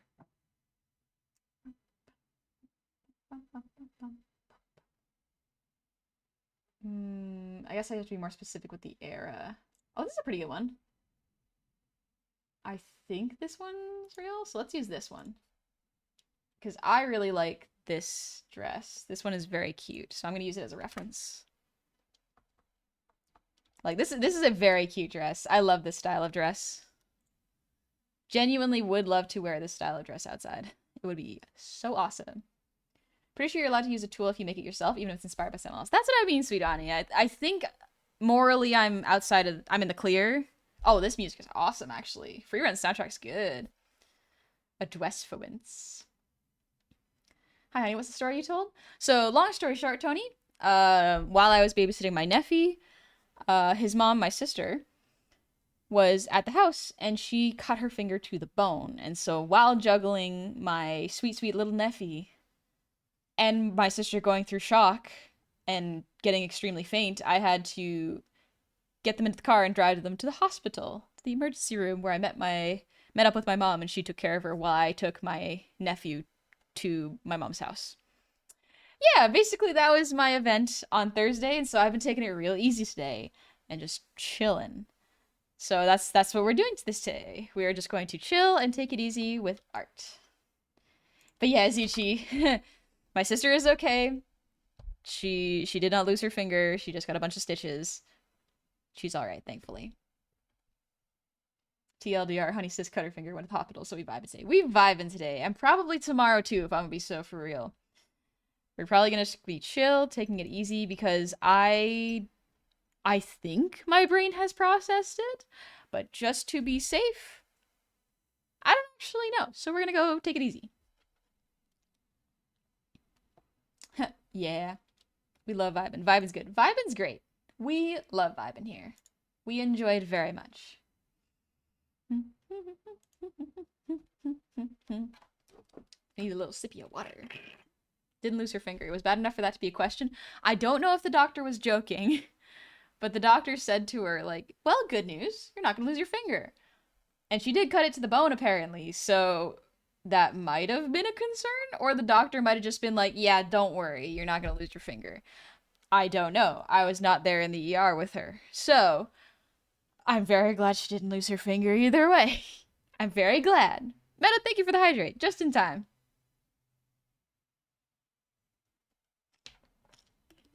Hi, Mike. I'm doing good. I am just chilling, taking it easy, not stressing too much, and drawing myself in the little dress that I like. I've been doing that a bit more recently, where I've been using reference for uh for clothing, and honestly, it inspires me a lot in a very good way because I really love making costumes and sewing. I'm not particularly amazing at it, but I find sewing is very fun. There is a joy in creating clothing, you know, and learning how your clothes are made and how to make the clothes you want to see. And so I really like using reference here because it allows me to stare at the clothing piece for a longer period of time and study it, you know? Honey, you can make time-lapse shorts on YouTube if you want. That's true. I could absolutely do that. I think that could be fun. You know what I'm gonna do? New. I'm just gonna call this spring dress. So here's the problem with making time lapses. It's fun. Time lapses sometimes take a lot of space in terms of like saving them, but I think they're fun to do anyways. I like seeing how the kind of idea comes out, you know? There we go. Gonna make this a little smaller. Gonna scooch this over a little bit.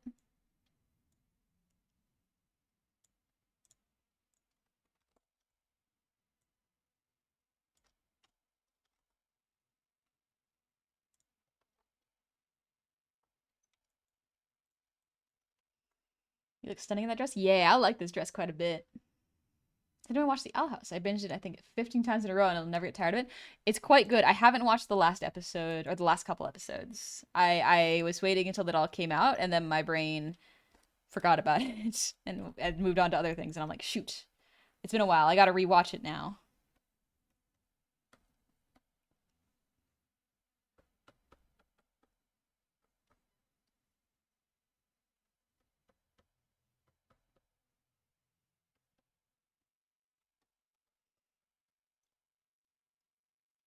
Those are the best animations, though. Time lapses, they're quite fun. I am recording a time lapse for this, and I think that'd be a good thing for me to do. Kind of just vibing and taking it easy.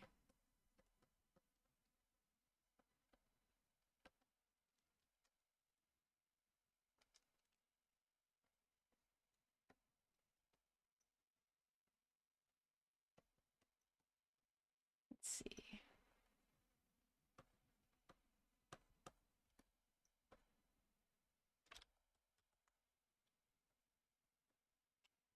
This is all the rough stage. Wolfs, thank you for the 100 shinies. My stepfather is a contractor for construction. He cut his finger to the bone once with a saw. Doctor said the same thing when he went to the hospital, so it's likely the dock on your end just meant it was clean enough or not deep enough to do any serious long-term damage. But I'm not a doctor, so take that as you will. That is good to know. I mean, like, it always is nice to hear that, like, okay, it's nothing is serious enough for you to lose anything. So perhaps that is, like, some nice bedside manner that gets trained into them. And I do appreciate that. It is nice to hear that. Johnny, it's a very pretty dress. I love seeing you make different clothes in your style. Yeah, it's fun.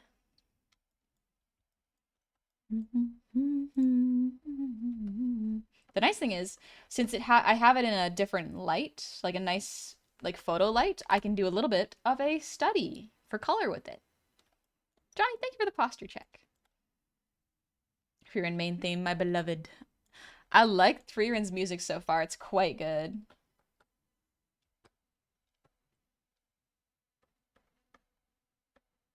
Let's see.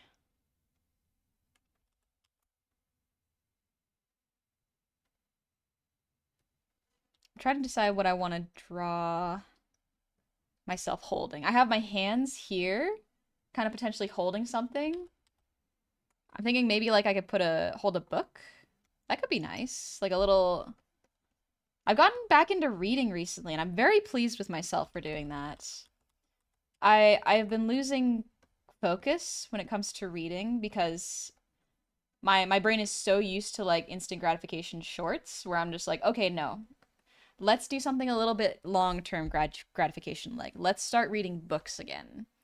So I've begun reading books and doing my best to try just a little bit at a time. And if I find myself, so what I'll do is when I'm laying in bed and I find myself scrolling on my phone and just going back and forth between apps, I go, okay, either choose something to do or read this book instead. It's right on your bedside table. Read it instead. Just a little bit. Get started, chip away at it. And more often than not, with that low effort entry of just a couple pages, my brain will start to get hooked and start reading again. It's quite nice. When I get in that stage of just take a nap, yeah, it happens when I get scrolling on my phone. Sometimes I don't end up getting sleepy, so reading can sometimes help. The human body is weird. I can attest to this. When I was 23 and I got in a bad accident where I walked in the ER, I don't remember much because I was drunk, but the doctor showed me security of me walking and drunk with a fence pole impaled through my stomach. Don't know how I survived or got to the ER. I am glad you're okay. I am very glad that you are okay. And you went to the hospital. That's a good instinct. Jeez. You can hold me in a hug. Oh, I'm so sorry you're having a rough time. I hope that you can feel better soon and that you can allow yourself to chill here and have fun and rest as long as you need it. You're more than welcome to do that as long as you'd like. If you got no one there to hold you, the closest thing you can usually do is wrap yourself up in a blanket, eat something nice, and treat yourself kindly. Okay? Since I am not there to do it for you, please do it yourself. I've been reading the Edgar Allan Poe recently, and let me just say, I understand why he's one of the classics. How he writes is fascinating. I think it would be fun to try reading some old literature. Like I want to try reading Pride and Prejudice. Oh, I love these puffy sleeves.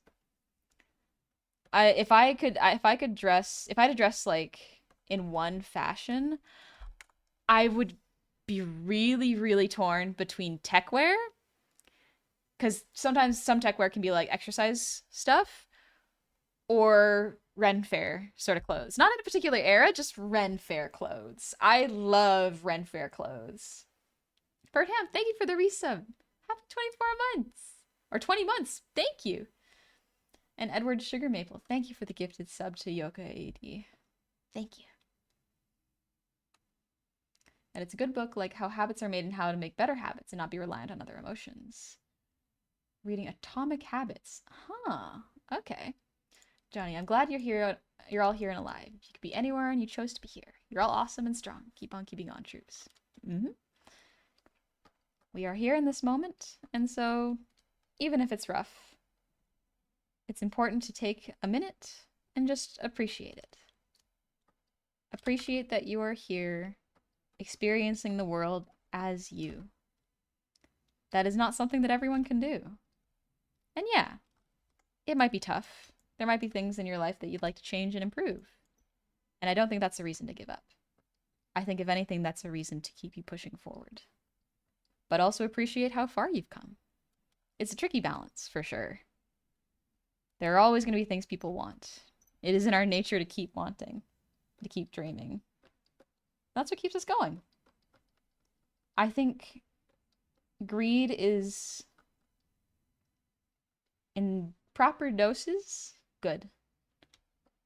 Because wanting a better life, wanting good things, wanting a softer and kinder world is not bad. I think that kind of greed is excellent. Let it drive you to create a better place for you and others.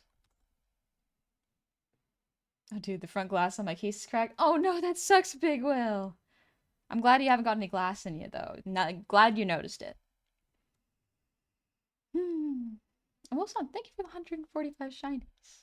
You know, it's strange. I was that one kid reading the Aeneid, Odyssey, and Divine Comedy in middle school. But once I hit high school, I could not for the life of me sit and read anymore. Thank goodness for audiobooks. Also, sorry about that 45 at the end. My bit count was bugging me, like my nice round numbers. That's okay. You don't gotta apologize for that. But yeah, I found that I used to read so much more when I was a teenager. And then after I left high school, reading became a little harder. Homework was fine, but reading became a little bit difficult. And I can't really explain fully why. Apparently it's not uncommon, but I want that ability to read back, you know? I feel it's important to have. My ancestors did not go to school and want for better things for their children, for them not to appreciate literature and being literate, you know? Sometimes appreciating what the previous generations have made more accessible to you is really, really important. More often than not, it is very important a lot of the times.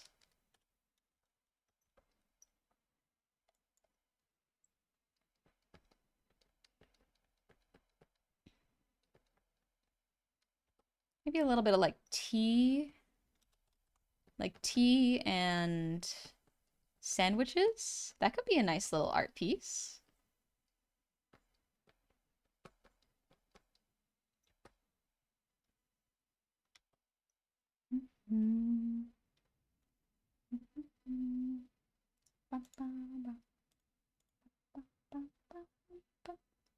Sorry, Matt, I didn't even see what you're doing. Also, Seppi, thank you for the raid. Welcome on in. How was Elden Ring? What were y'all up to? Soundtrack's so beautiful. This soundtrack is gorgeous. This is from Frieren. This one's called Fear Brought Me This Far, I think. It's lovely. A lovely tea time. Also, welcome in, Raiders. Yeah, welcome in. Today, I'm just drawing myself in a little dress, eating some tea and snacks while reading a book. In a very nice dress, might I add. I thought Honey was trying to pronounce Iliad. Oh, yeah, the Aeneid, I think is how it's pronounced, but I could be wrong. I am frequently wrong when it comes to pronouncing things, but that's okay. But yeah, this is the Frieren soundtrack. Frieren is an anime. Very, very good. Very, very good. Stitch, been reading a lot of books lately when in school, and I hated reading books, but my favorite series is the Empyrean series, which has Fourth Wing and Iron Flame as well as Onyx Storm. Oh, I've heard about Fourth Wing. I think Gabi was reading it and telling me about it. Gabi reads a lot of books, so she's been reading a lot. Maybe I'll have a little headband here. You know, a little something to go with the dress.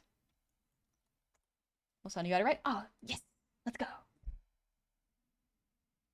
I thought the puffy shirt was arm muscles. Beefy. Beefy, beefy goblin. Beefy goblin. There's a lot more frills here. And the shape is a lot more puffy.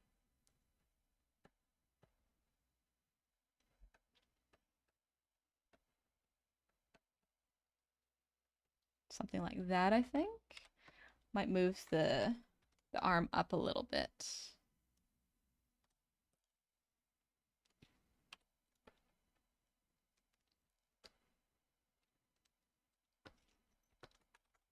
So, hello, Dingus! How's it going?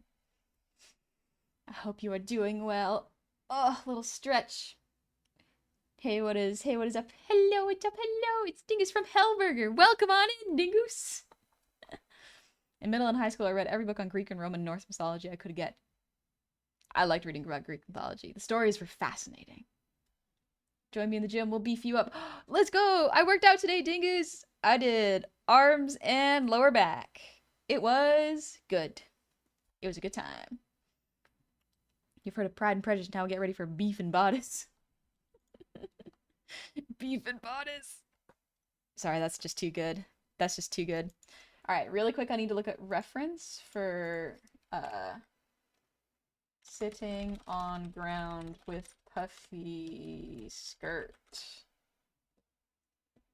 How am I gonna draw this? Because I need a little bit of reference for fabric folds. Tutus are close. Not quite the folds I'm looking for.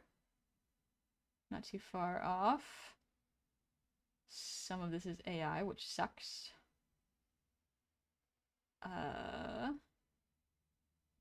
Trying to find ones. What about gowns with gown? Ooh, this one's pretty good. Okay, okay. I can kind of use this as reference. This is a wedding dress act. Oh, this is a wedding. Oh, why didn't I think of using wedding dress pictures? There's plenty of those. This one's pretty good. I think this is a real person. Yeah, I'll do that. What do you do for lower back? I've been doing croc rows, but I don't love them.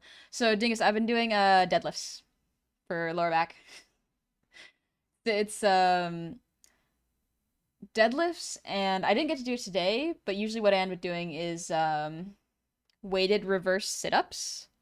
So there's like a little bench you can sit on or lay on your stomach. So half of your body is off of it. And what you do is you hold a weight. Usually it's anywhere between 10 to 50 pounds. It's just like one of those disc weights. And you just slowly bend down to 45 degrees and then back up until your back is straight, I think. Bum, bum, bum, bum, bum. Bum, ba, da, bum, bum. Every image source these days is nothing but wretched AI trash. Pinterest is overrun with it, no help either. Yeah, there's a thing called TrueRef. That is very, very good for real life pictures. Oh right, I was gonna put this here. Pre-run soundtrack's so good. Here we go. I can use this for skirt reference. Pretty sure this is real, but I might... Is this real?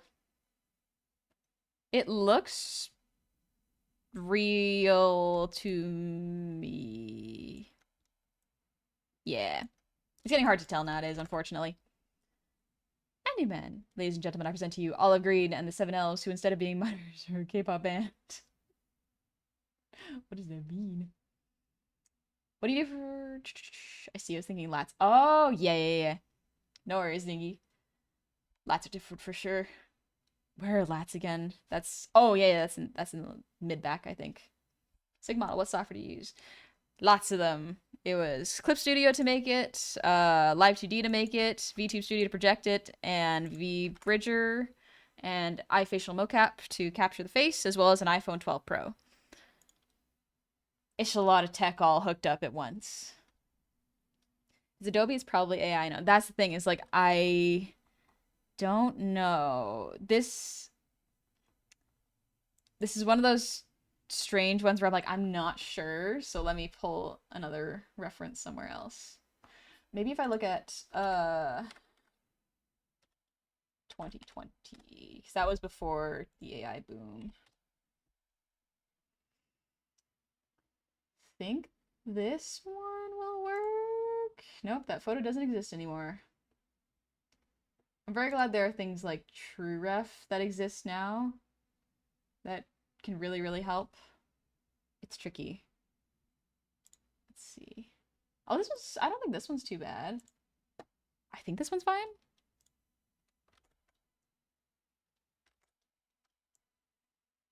Let's see about this one. Yeah, I think this one's fine. This one looks like a real person. So let's use that as a reference for folds.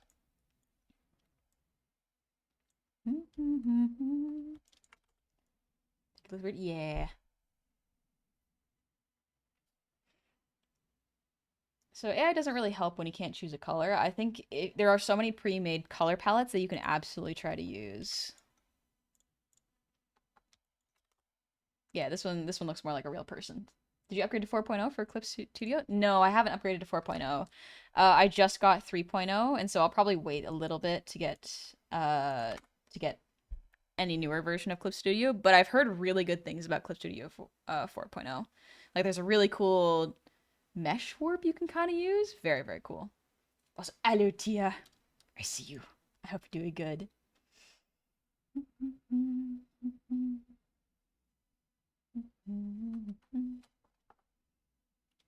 Thoughts on Live 2D? I love Live 2D. I like Cubism.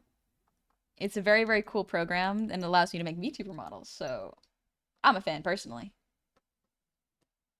I like using the program. That arm should not be there. The arm has to... This has to move up here, I think, for the elbow to work with the hand. And then it has to connect here-ish. Got the puffy sleeve sticking out a little bit. The hand has to be bigger for sure.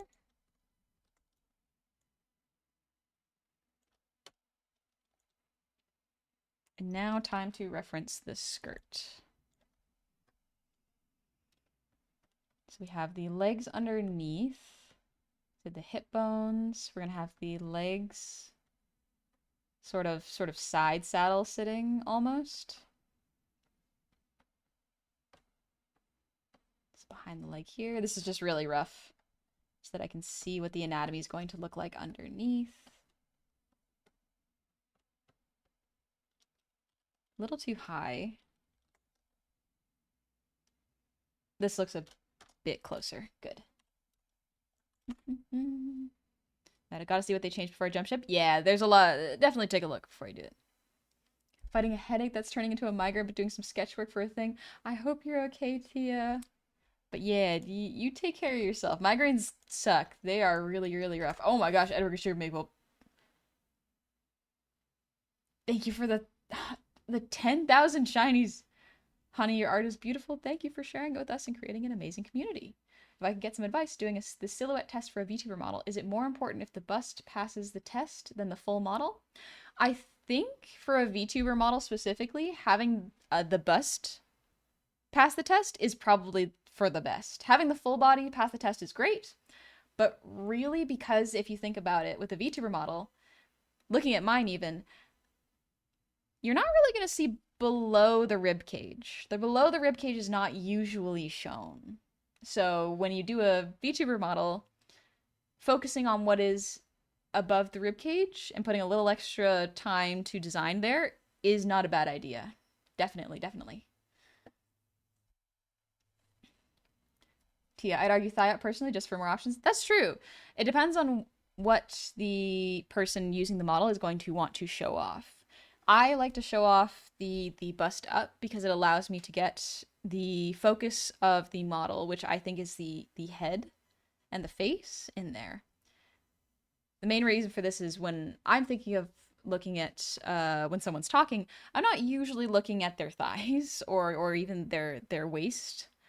I am more often than not looking at their head. And because when I rig models, I tend to add a lot of up and down motion with the body, having the room of the bust up there allows a little bit of wiggle room when I move my head up and down. Excuse me. Nonsense. Ribcage stream now. Ribs only. Thank you, honey. No worries. Thank you for asking a good question. Wolf who loves you. Honey, how's it going? Do you update the model? Because you look fabulous. Thank you. I updated it in June, actually. So we're coming up on 3/4 of a year. It's been a bit. It's nice. Yeah, I go for anything waist up because of exaggerated body motions for easier expression reading on smaller screens. True. That is something you can also consider. It really depends on what the client, like, everyone uses it differently. But yeah, sometimes if you have body motion in the model, then that can really help with physical expression. But I've been a mod for almost a year. Almost anniversary of becoming mod. Let's see. Gotta do the thighs here. I was about to save. Ooh, good idea, Johnny. Yeah. Myth. Y'all don't examine every part of the body a person uses while they're speaking? Must be a theater thing. No, yeah. So the average person usually, there are always exceptions, of course, focuses on the face. The face and what you are doing with your hands. Because when we talk, we tend to articulate with our hands a lot, which is what I'm doing now, even though y'all can't see my hands. Let me take a little sip.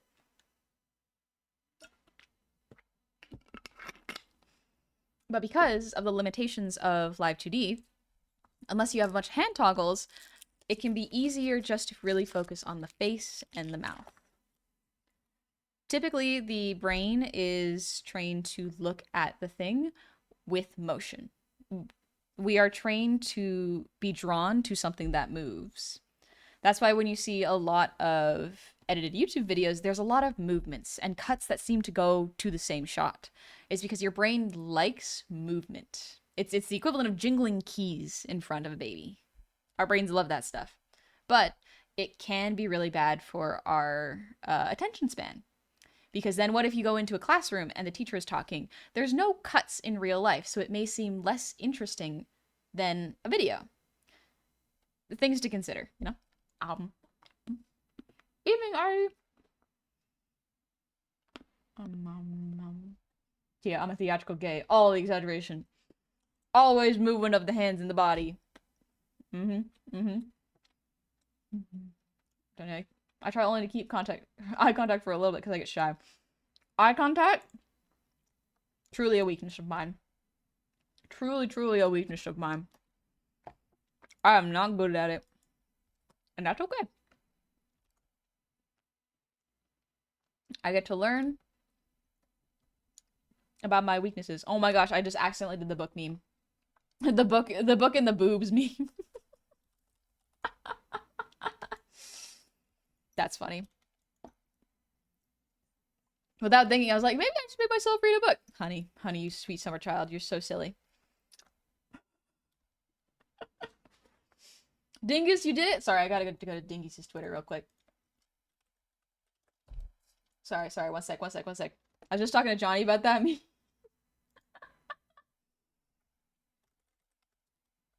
Dingus.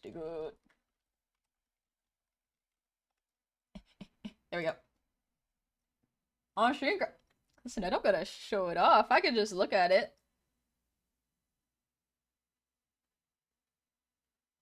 That's pretty nice, Dingy. That's pretty nice. Listen. There's a lot of good things in this meme. There's a lot of good things in this meme. Very nice. Very nice. Very good stuff. A lot of people... It's so funny to me where I was like, oh, wow. A lot of VTubers are very well endowed in the chest region. And meanwhile, my brain didn't even think about it where I was like, that's good for them. Meanwhile, I was like, I don't know if I can do that meme. I don't think I can do that one. Like, I got B cups. I don't have I got like I think that's like average size, maybe. I was like, catch you later, Gecko. You have a good one too. And I was getting late for you. See, I gotta finish my take with it. So many Game Boy cards. Ooh, yeah. I think many did one with some games as well. Very good stuff. I'm pretty good at eye contact when I'm not talking, unless I know I'm flustering the listener then. When it's strategic, when it's a choice, an active choice. We can be good at things. We can be good at it. B for bodacious. Yeah. But I think B is average. I'm not entirely sure. I have no idea. Tia, she did. It's her damn fault since she sent it to me earlier. Yeah. Yeah. It was funny. It's a good picture too. Genuinely. Just joined. What's the quick story recap? Pinned to the top of chat, but TLDR, my sister cut her finger to the bone. And while I was babysitting her son, so I had to really quickly rush them both to the hospital. That was what happened yesterday. So we're taking it easy and chilling and not rushing. My sister is fine, by the way. She got a bunch of stitches. Her finger is okay. But yeah. Because I learned from the meme that a lot of my friends have better strong backs. That's the thing. I don't know how many of y'all know this, but if you have a large chest, a lot of the times you can have back problems because of the weight of your chest making you slouch forward more. That's some paper cut? Yeah, it was a serrated bread knife, so ugh. She's okay though.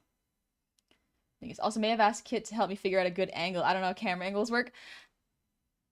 What are partners for? You know? What are the homies and partners and the girls and the gals and the gays for? Gotta support each other. Especially when we flaunt what we got. Whoops, thank you for the 100 shinies. Fun fact, Virgil's Aeneid is the oldest documentation we currently have on the Roman dish that would come later to be known as pizza. Prior to Virgil's description of the crew's use of flatbread topped with fruit sauce, cheese, and cut vegetables to not starve to death, we actually don't have any reliable documentation of anything similar. So remember to thank the poet for inventing everyone's favorite pie. Thank you. Well, I already have back problems. Good for you. Good for you. I got back problems already. What's a little more between friends? I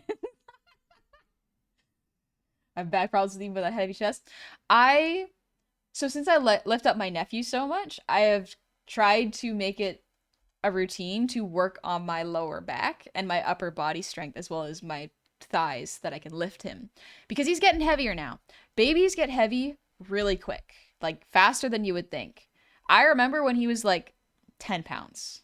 10 pounds. Like that's like a couple months after being a newborn. He's like 20 something pounds now, I think. And I was like, geez, that's fast. Good job, buddy. You're bulking up your gains. Good job. Babies are supposed to be fat and healthy. It's good for you. Fat baby is healthy, good baby, especially if baby is eating fruits and vegetables.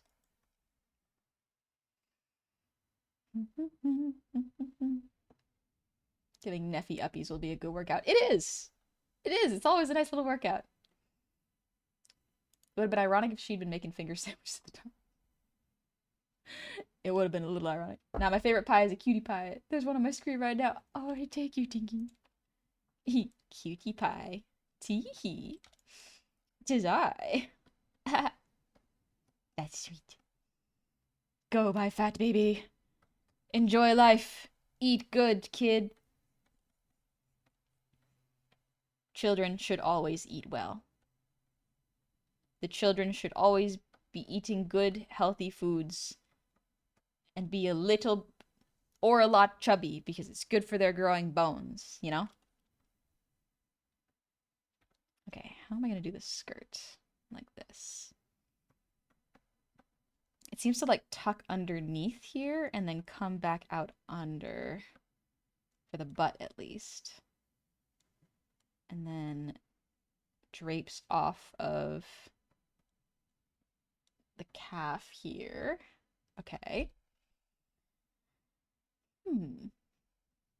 Maybe I will cover it up Maybe I'll cheat it by putting like some flowers here or something, or like maybe I'll put a table here, so it's covering it. Oh, that's not the good perspective. That's not the proper perspective for it. The proper perspective would be something like this. Maybe if I make like a nice little tea table here, that could be a little bit better. Nice chair. Listen, all chairs are big on me. This looks like a granny chair. No, this is a regular chair. I am just a little tiny little fella. Tiny little fella. And maybe dead weights, they feel like they're 80 pounds. Oh my gosh. My sweet baby nephew has learned how to dead weight. He has learned how to dead weight. Anytime he doesn't want to get picked up, I'll pick him up under the arms and he'll dead weight, and I will have to. I feel bad because I worry. I'm like, am I crushing your rib cage? No, I'm holding you so you don't plop 3 feet to the ground. Silly. Silly. Snail Space, thanks for the posture check, by the way. Honey is goblin-sized. Indeed. Indeed I am. Just a little guy. A little fella.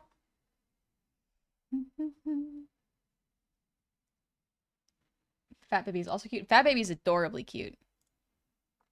I was a nice chubby baby when I was a kid. My parents made sure I ate good. Big Will, thanks for the hydrate. Strong little fella. Interestingly, he's not super strong yet, but he is good at running and throwing. Maybe he'll be a baseball player. Sunday special. Thank you for the sub with Prime. Welcome on into the tavern. I hope you're having a good day. Johnny, I was real chunk as a baby. Parents called me the Stay Puft Marshmallow Man. Oh, that's adorable. That's so cute. What the heck? Oh. Listen, I don't care what y'all say. Babies must eat well. It is adults' job to feed baby good food with vegetables and nutritious vitamins and minerals. Anyone who says a baby shouldn't be fat should not be a parent.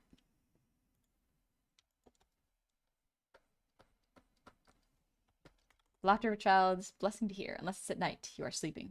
And you're sleeping alone. That would be kind of scary.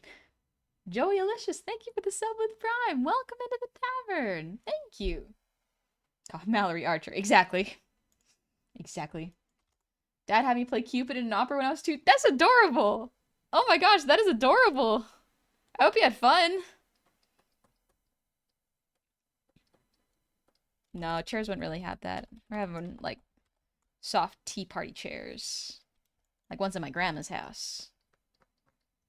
I don't know if there's, like, actually tea party, like, stuff. Also, I gotta have a pillow here. So that I can sit up. It's so funny because I do actually sit with my legs up like this on regular dining chairs.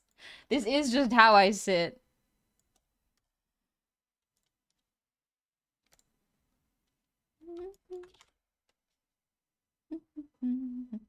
Big Will, thanks for the breathe.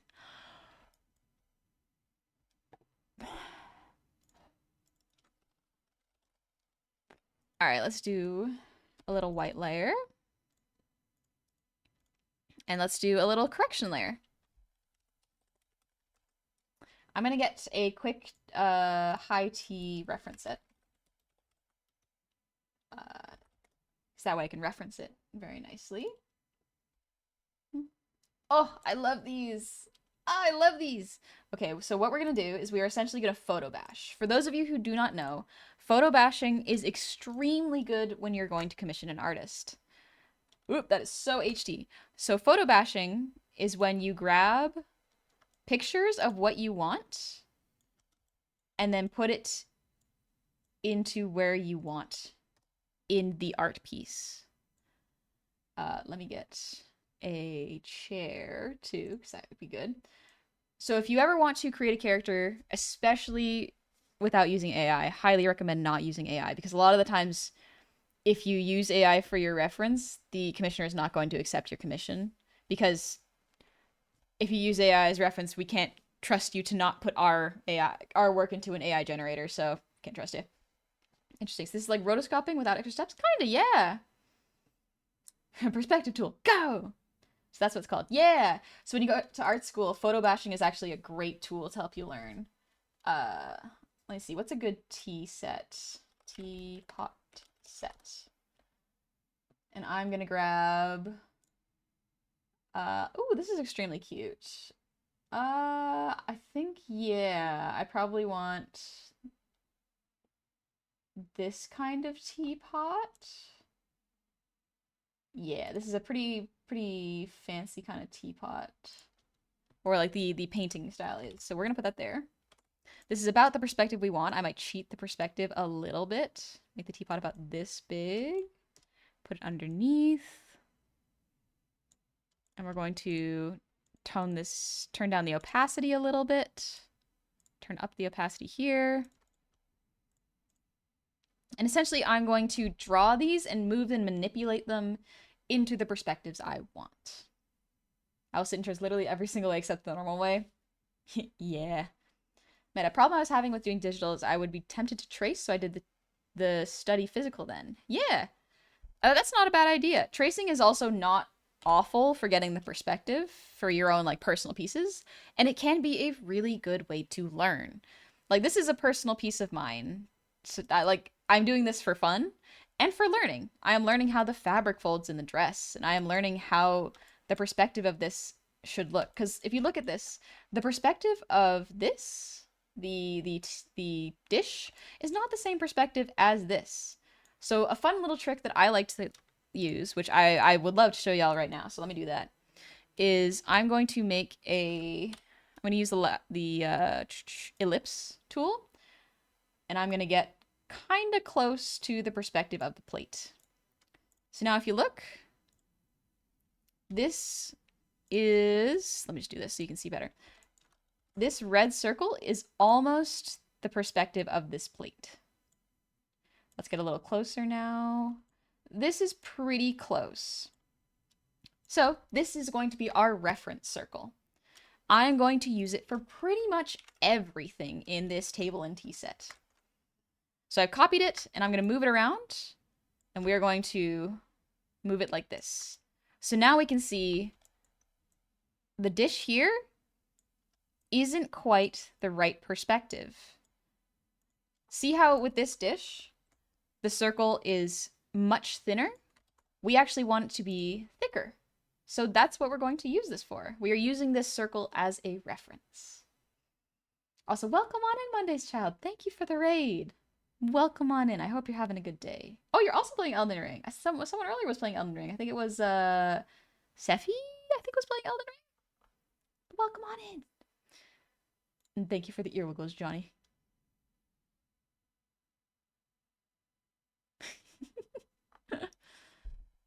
Myth, me photo bashing the shawl I drew onto the base character that I drew because I cannot for the life of me draw them together. Yep, genuinely, it is a great tool. It is a really good tool. Is this like rotoscoping without extra steps? So this is kind of like rotoscoping.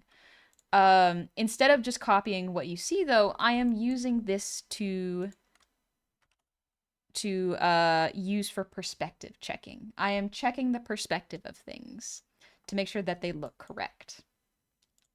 So here's another one. The teapot circle must also be like this. Same thing with the top of the teapot, the little lid on, the little handle on top.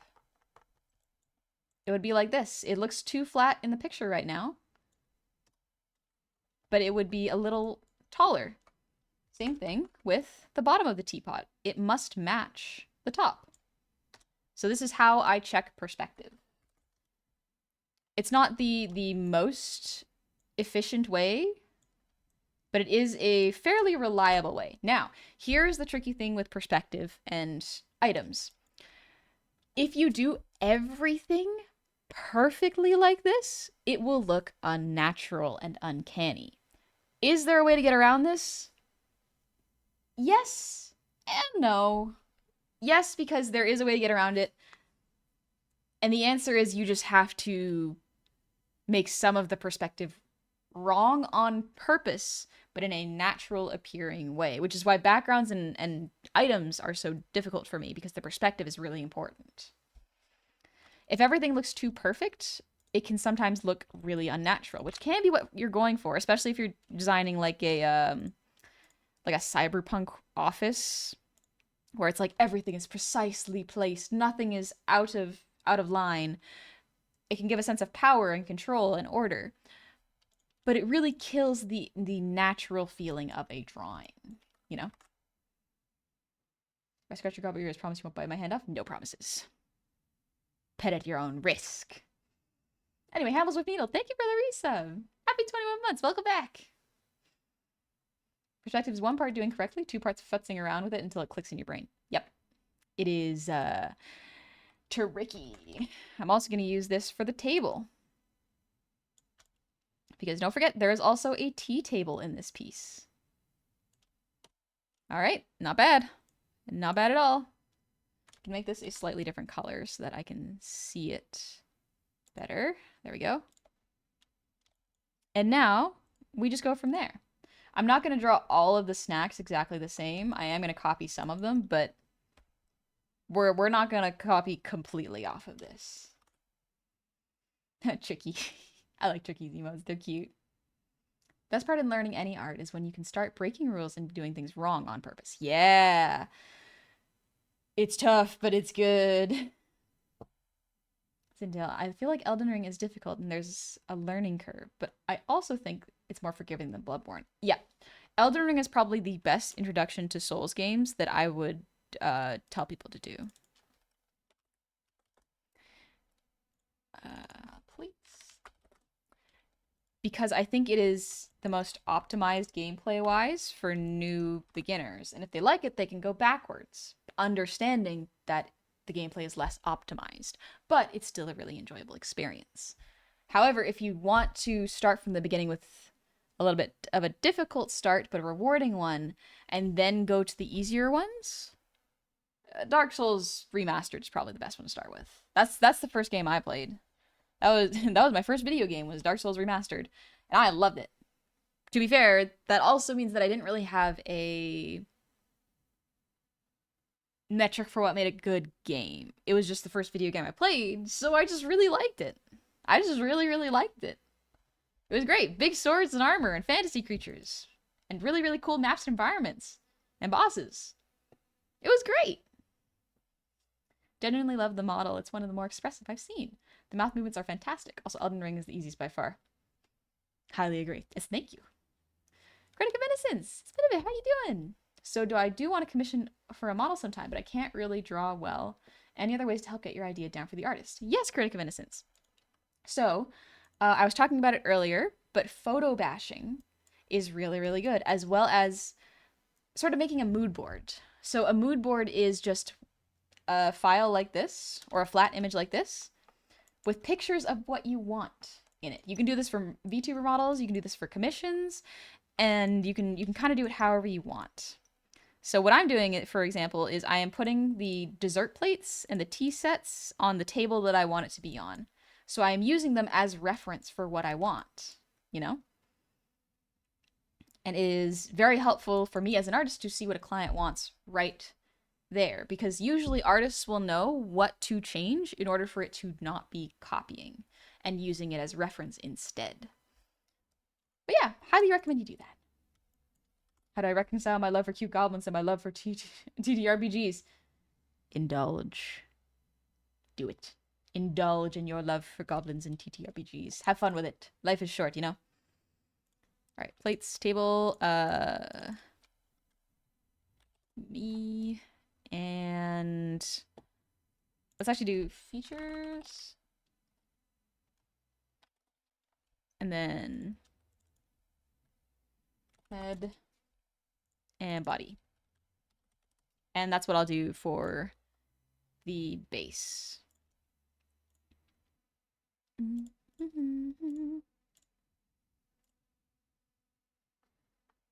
Alrighty, so let's do the features.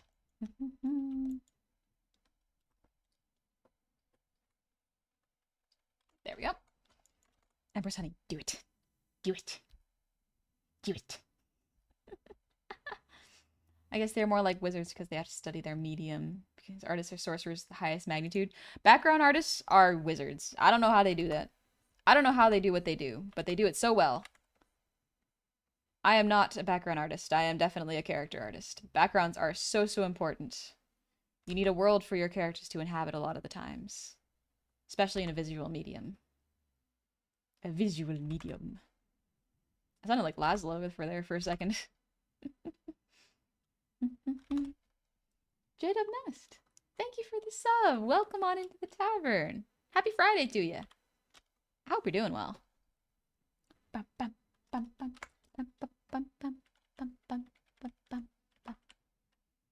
There we go. Why did I do that on the same layer? I always draw the irises on a different layer. I don't know why I didn't this time. Okay. That's alright. Let's turn up the white layer. There we go. Now I can see it a lot cleaner.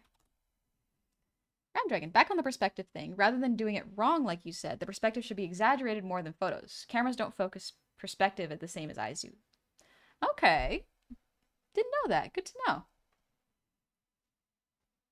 Myth, I returned and it's now officially supper time. Let's go! Eat your good food. Enjoy your food, Myth. Alright, let's get the features down.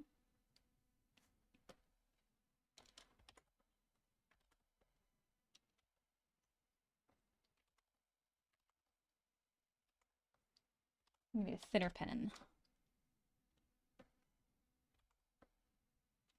Man, Freerun's music is so good. Dang.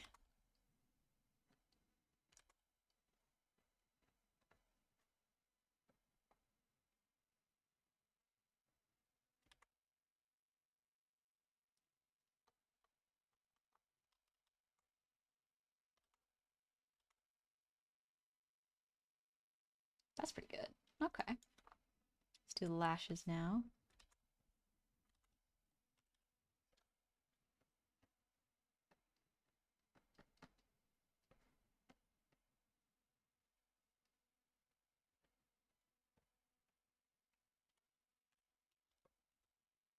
It's like it's almost like adding a little bit of mascara and eyeliner to a drawing.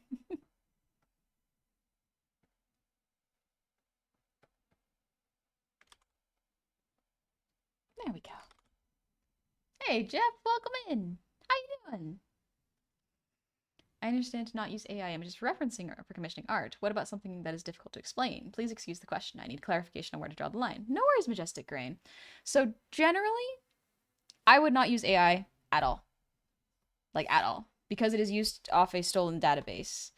It is, if you have an idea that you want to put on paper, genuinely drawing it, like genuinely just drawing, let's say, so here's a little example. Majestic Grain, if you could give me a prompt, please. Something that you would want to see and how you could explain it to an artist. I'm about to show you one of the best ways you can possibly convey something to an artist. And I will do it in a way that if you are not an artist, this is a great way for you to understand how it works. Jeff, I'm experiencing hubris from putting a reasonable amount of stuff on a street taco-sized tortilla. Oh, how the mighty fall, Jeff. Oh, goodness. How does it feel? To put more in your taco than it could possibly ever hold. More flavor than it could possibly give you in a reasonable bite. Gonna need another tortilla at this point. Yeah, sandwich it or something. Simple enough, just sandwich it or something. Gonna need another tortilla at this point. That's what two tacos are for. Just agreeing. The average Synoxian citizen has a humanoid form with a slender body resembling a maned wolf. Their fur is a vibrant mix of deep red and black, with patches of black resembling the velvet of a moonless night. Their mane running from the top of their head down the spine is usually a deeper shade of red. Okay, let me screenshot that so that if chat can keep moving, and I'll show you how to do that. There we go. Okay. So this is good because this is a very, very detailed description. As an artist, it is excellent to have really, really detailed descriptions for what a client may want. So I would say, for the sake of this example, let me grab pretend this is just a sheet of paper. This is just a sheet of paper. So This is already good. Your artist can already do a lot with this. So a humanoid form, slender body, resembling maned wolf. Okay. Fur is vibrant mix of deep red and black, with patches of black resembling a velvet moonless night. Interesting. Okay. So this will probably take a little bit of drawing on your part. Your mane running from the top of the head down the spine is usually a deeper shade of red. Okay, with variations of silvery gray and golden tan fur to catch the sunlight with a mesmerizing shimmer, adding to the majestic, distinguished look. So, first thing you would want to do is find an artist that understands color. So, finding an artist that already does art similar to this online is a wonderful idea.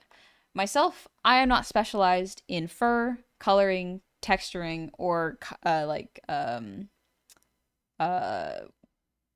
how do I describe this? I guess a wolf anatomy. So I'm not particularly skilled in this. But in terms of what you want the artist to do, highly recommend looking for an artist that can do this. And then if you have a particular pose for the art, best thing to do is to draw it as so. For example, if you are looking for a reference sheet, a lot of artists already know what this is. But yeah, anthro. That's probably a better way of describing it. You want an anthro artist usually.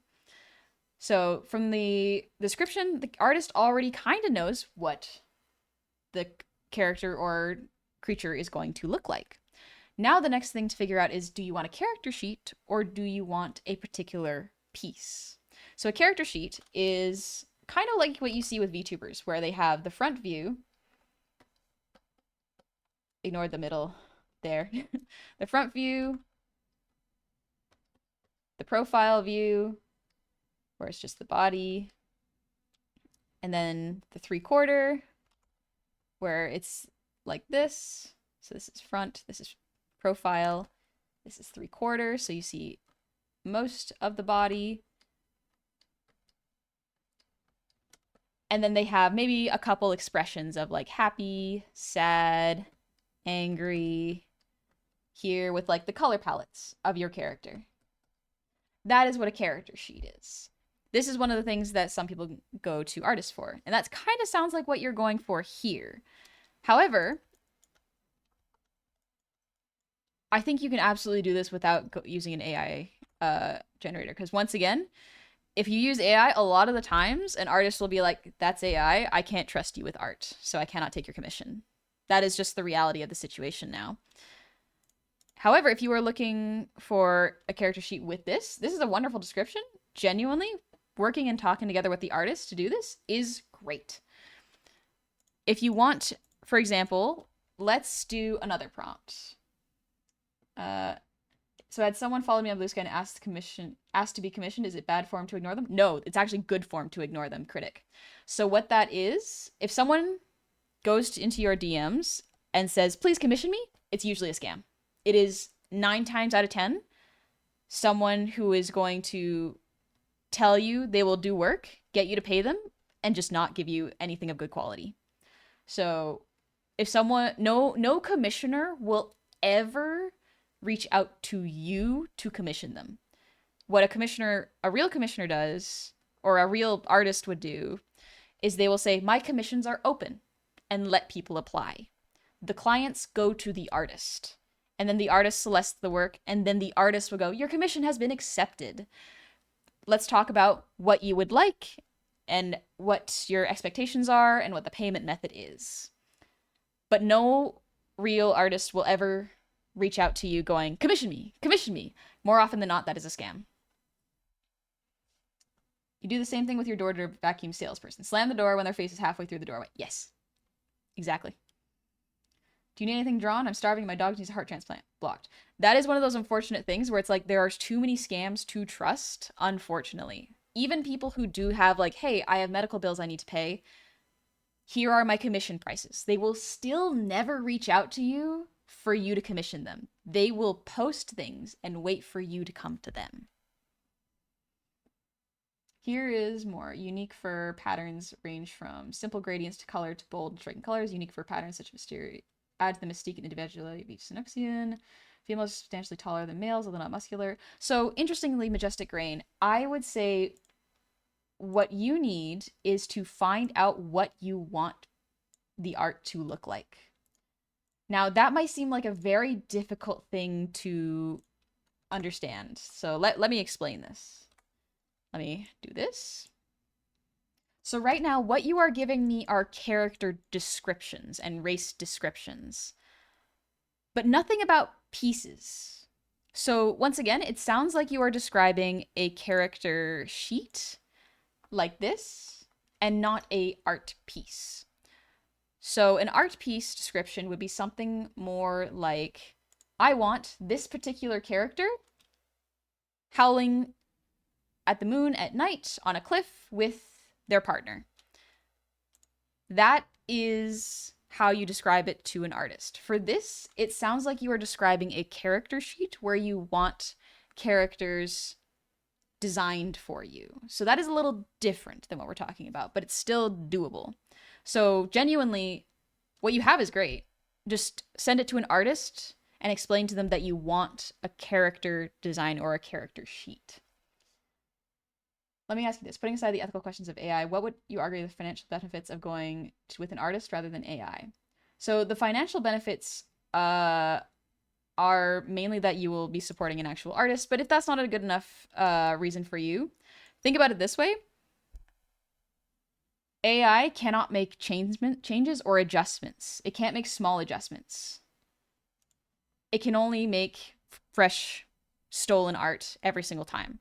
An actual artist can keep working on the piece until it is exactly what you are looking for every time, instead of having to continuously try to guess with the right prompts and waste your time.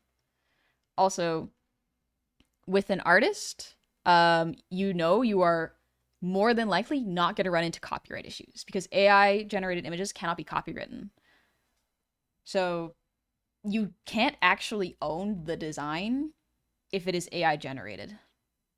There is no ownership to it. So the really big financial thing with that is you cannot monetize it legally. It's in that gray area where it's like, if the original artist files a claim and says you stole their art, they could potentially sue you for like all you're worth. So keep that in mind. If you actually commission a real artist, you will be avoiding that. You will be avoiding potential lawsuits in the future. So financially, makes a bit more sense when you actually are allowed to monetize a design and an art piece for merch reasons. Do you have any advice on how to get more people to commission you or how to grow a bigger platform? I've heard drawing fan art is good. Drawing fan art is good, Kobu. There's a lot you can do, but here's the thing. Sometimes it is luck. A lot of the times, actually, it is being in the right place at the right time and ready for it. So fill up your portfolio with art pieces that you are proud of and you think that you would enjoy doing for work. And then you will potentially find your audience if it is seen by the right people. It is difficult if you blow up all of a sudden with one piece and then people go to your website to commission you, but you have no art in your portfolio. Because then they have nothing to reference of like, oh, this person can draw this person is good at this person's art looks like this. So just make sure your portfolio is finished. Like having a finished portfolio or having a social media with your art on it visible is a great idea. Lucas, thank you for the hydrate. And the posture check. Let's go. Colbo Knight, thank you for the resub. Happy 15 months. And Real Chuckster, thank you for the resub with Prime. Happy 15 months. 15 months to give the Gobbles of Gold. Thank you. That's very kind of you. Look into the work Honey puts into her art. You're paying for love and care. AI is like buying a pre-made minifigure. It works, sure, but it's not unique and it doesn't stand on its own two legs. A soulless wannabe piece of art. Here's the thing. A pre-made minifigure has more soul. AI is like stealing the pieces of someone else's mini, melting it, and then saying it was made from scratch. You know? That's not quite the right analogy, but that's the closest I can find using a miniature, you know? Checkered mask. Example, I'd like a picture of my character, Logan. Broad description of what he looks like, nursing a whiskey. The scene is the anniversary of his wife's death, and he always goes to the favorite part. Yeah, checkered mask. That's actually a great one. Majestic Grain. It gives an overall descriptor, yes, and gives an idea for what the individual characters look like, which is what a few fit in here. Yes, but you have not described what they're doing. You have just described the characters. So for an art piece, I'll use what checker... Oh, wrong one. So for a character design, this is great. Go to a character designer or someone who can draw what you feel in the style you'd want. Give them this, and they can work with it. For me, because I am not a character designer, what Checkered Mask has done is very, very good for me as a character artist, not character designer. Let me... Come on. Control T. There we go. So for this one, I'd like a picture of my character, Logan. Broad description of what he looks like. Nursing a whiskey. The scene is the anniversary of his wife's death, and he always goes to their favorite bar, ordering 2 glasses, drinking one, and imagining he's laughing with his wife. Description, who has the other glass on the table in front of her. Character, scene, broad idea of tone, gives the artist a lot to work with. Yes, and if you want a visual, for example, if you're like, yeah, I want this character at the bar, draw it. Draw the character, like, drinking whiskey, maybe, like, the ghost of his wife looking at him or something, and then maybe it's just like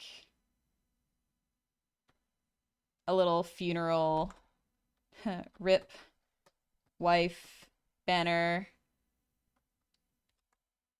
and then there's the bar. That already gives the artist so much to work with. This gives so much to work with, because this gives the composition of what the artist knows you want. This helps so specifically to direct the artist that it saves a lot of time.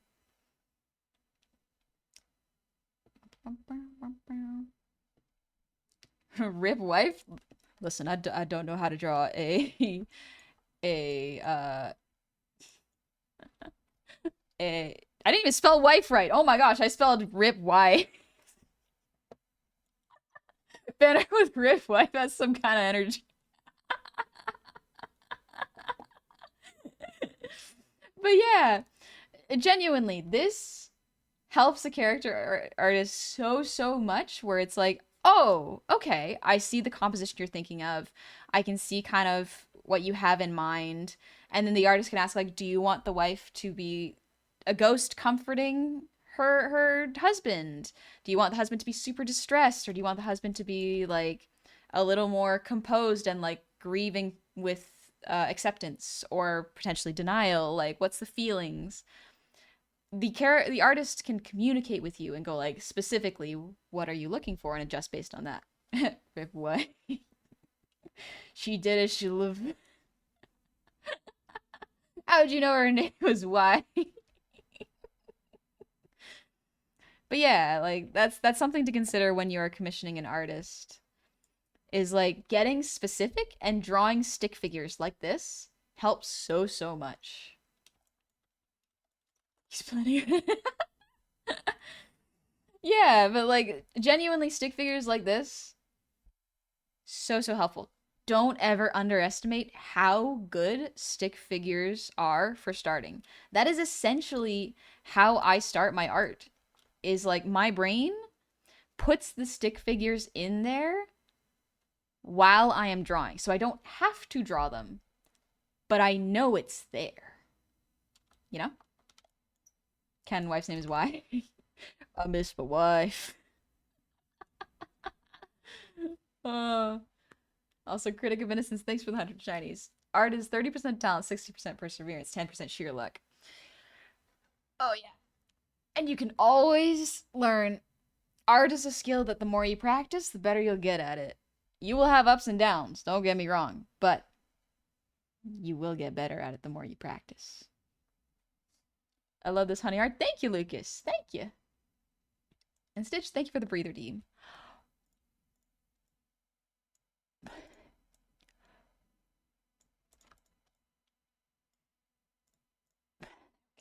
I'm just rearranging the layers so that the features are on top.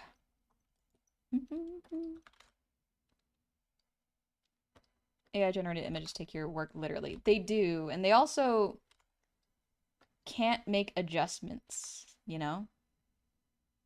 They can't make small, minute adjustments, and they cannot understand subtlety in emotions. But like beyond that is just like the ethical thing of using stolen assets that were taken without the artist's consent.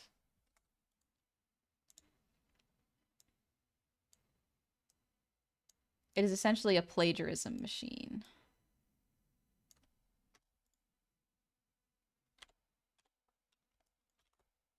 Hi, Pullman. How you doing?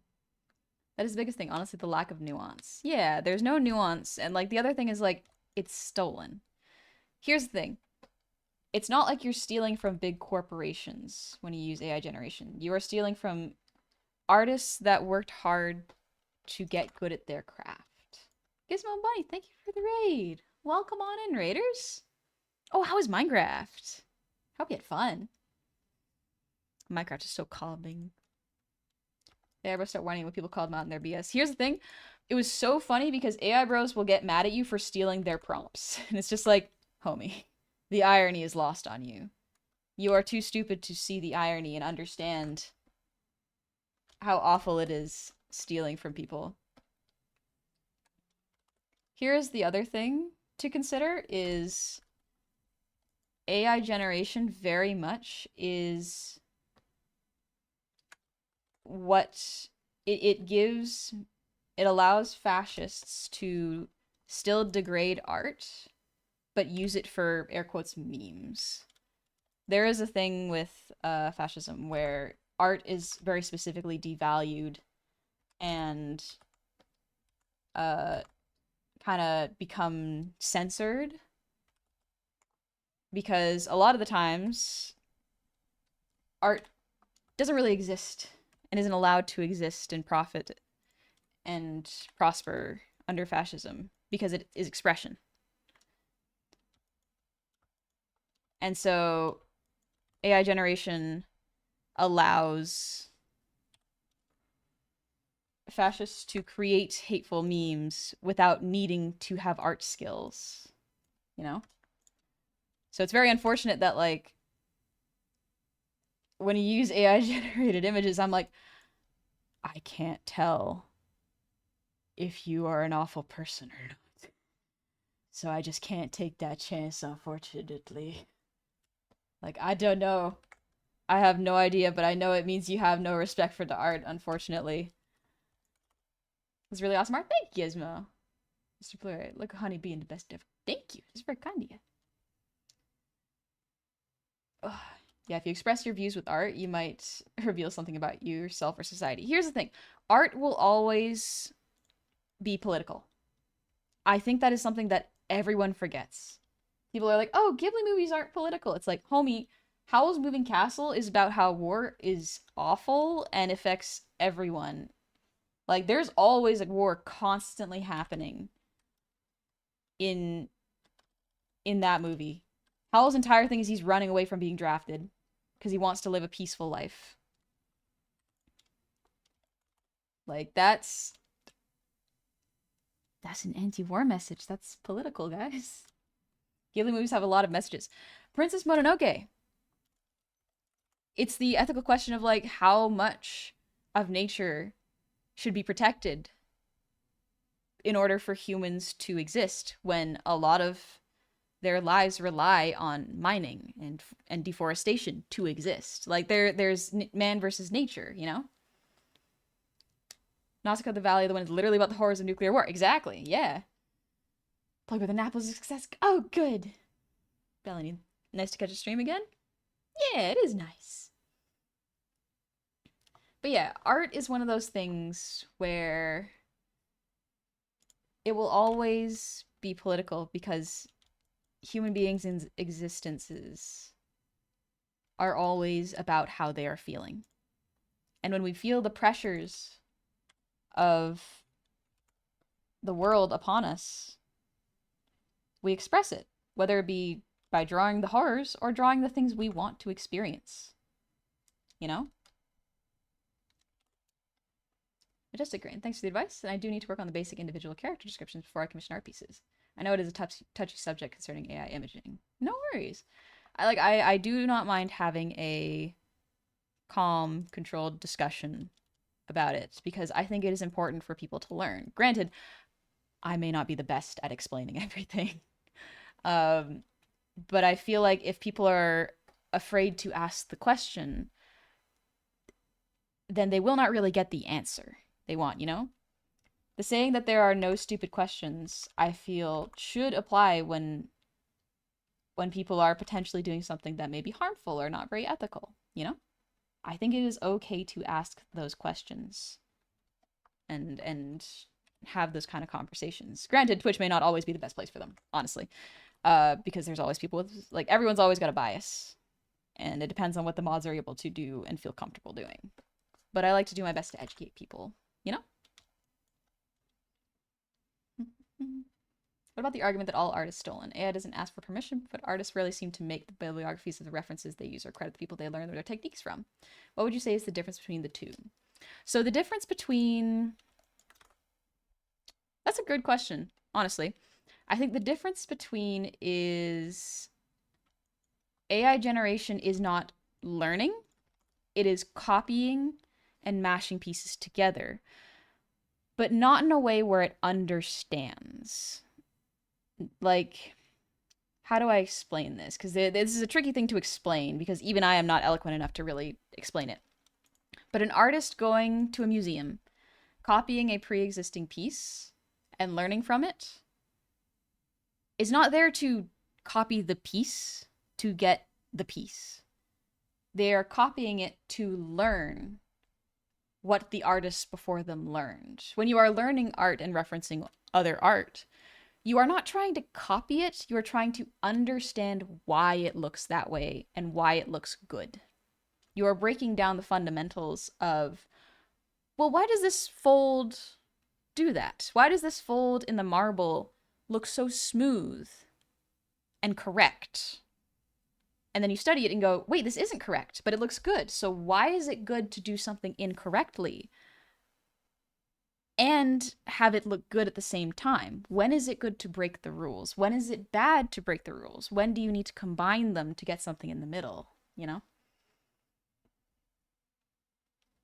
Yeah, because that's just a master study. It's not a, oh, I've learned this and I've shoved it into my own art piece. It's like, no, I am studying something so I can learn why this looks good, why the anatomy looks correct, why the shading looks right or wrong, or how the texture looks, what the bone structure beneath it is, how the fat folds lay on the skin or lay beneath the skin, like the nerves and the veins, how they fit into the hands.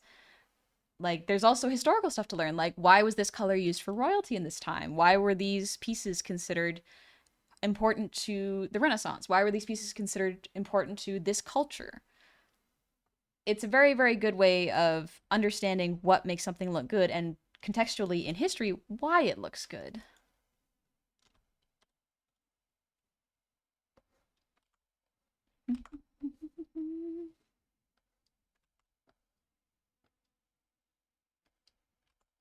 Yep.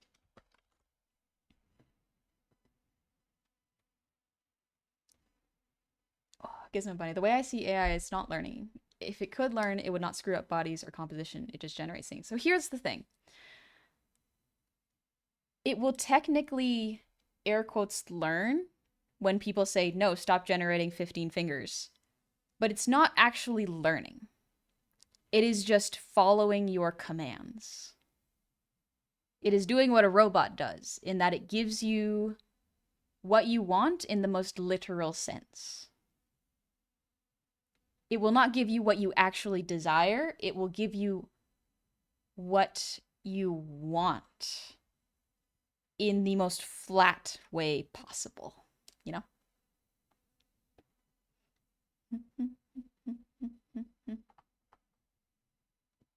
But that's the thing, Majestic Rain. I will not be trying AI generation now because it is using stolen art every single time. That's the whole thing, is even using it is not ethical. it is still using other people's stolen art. It is using people's art without permission as well. Like, without permission and disrespecting artists, really. AI generation disrespects artists. And it is hard to explain to people who don't want to give up really easy, fast gratification image generation, you know? Swisscore, thank you for the reset with Prime. Happy 33 months. Honey, how art thou? Not bad. I'm just chilling, trying to take it easy right now. I think this ear needs to stretch a little bit more up here. Yeah, I think that looks a bit better. AIs and LLMs are trying to predict the next token based on the input prompt and cares not for its user. Yeah. Here's the other thing. If someone can't be asked to make something, why would I consider it valuable? You know? If someone couldn't be asked to draw something and put effort into it, why would I be asked to watch it? You know? It will have no quality. It will have no soul. It will be saying nothing meaningful. No matter how much meaning that they think is going into it.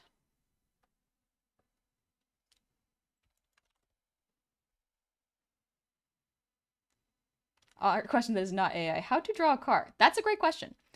Depends on how detailed and what kind of car you want to do. Highly recommend finding references, taking pictures of the car you like, and in the angles you like, and tracing over it to break down what makes the car look like the car. And then after you trace it a couple times, understand the shape language of the wheels, the spokes, the windows, the door, the handles, the front of the car, the lights, the grille, you can kind of understand and memorize what makes the car look like the car. Not to derail the conversation, but what is the image for, if you don't mind me asking? Oh, just for fun. I'm just drawing myself for fun at a tea party.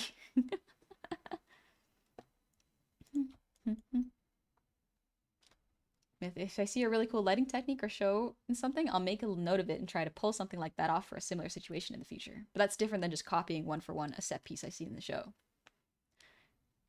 Big Will never liked AI. When I found out it was actual theft, I instantly despised it. Yeah.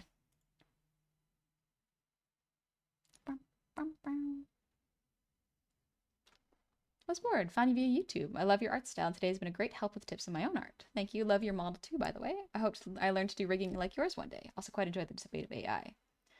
Also was bored. Here, let me give you this really quick. If you're thinking of making your own VTuber model, highly recommend these two resources. They are excellent places to begin if you are beginners. This is what I used, so highly recommend those. But yeah.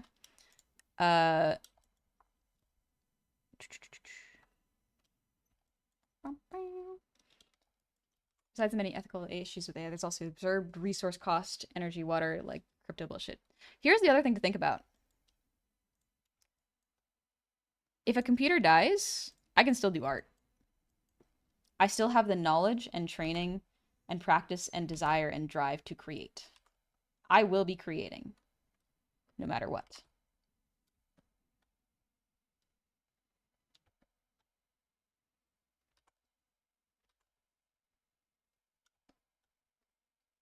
Creating is such a joy. Like, creating myself is such a joy that I would not give up, you know? Honey, we're past the 3-hour mark. How are you feeling? I'm feeling pretty good. I am going to make sure I turn off the raids because I will probably wrap up in a couple minutes because I can feel my brain getting a little bit of a headache. I think it might be my period right now. So we're going to chill. I'm going to finish up the face, I think, and then we'll call it an evening. And I'll probably just work on this tomorrow morning. Creating is fun. I do it every day for a living. But yeah, here's the thing. If you take away the joy of creating, what's left for you? What's left for you in your life? When you let the machine do the most human thing possible, What's left for you to enjoy?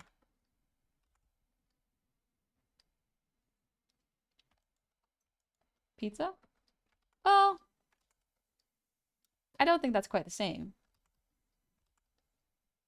When all your needs are taken care of, your housing, food, and friendships, what are you going to do with your time?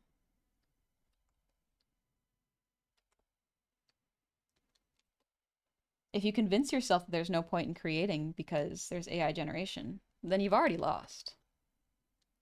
AI generation really steals your ability to think. You are essentially making something else think for you, which might sound good to some people, but it is actually awful. You are essentially letting a piece of technology rob you of your ability to be creative. It's a muscle you must exercise.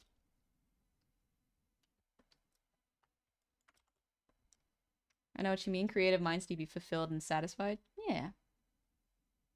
Sometimes the value is not in the result, but doing it. Yep.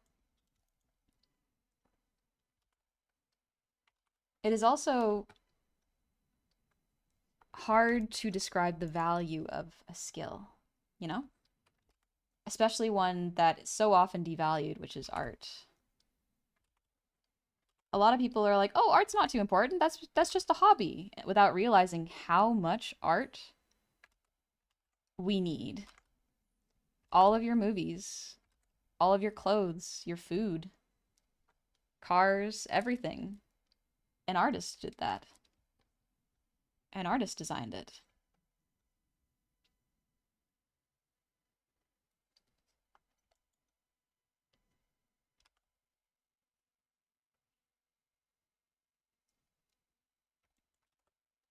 Art's never valued in its time. Nope. Rarely is it ever. And yet at the same time, AI tech bros want to be revered as artists so badly without actually putting any of the work and soul into it because they don't understand. They don't understand what makes art good. They just want to be famous and want to be, you know, seen as a genius.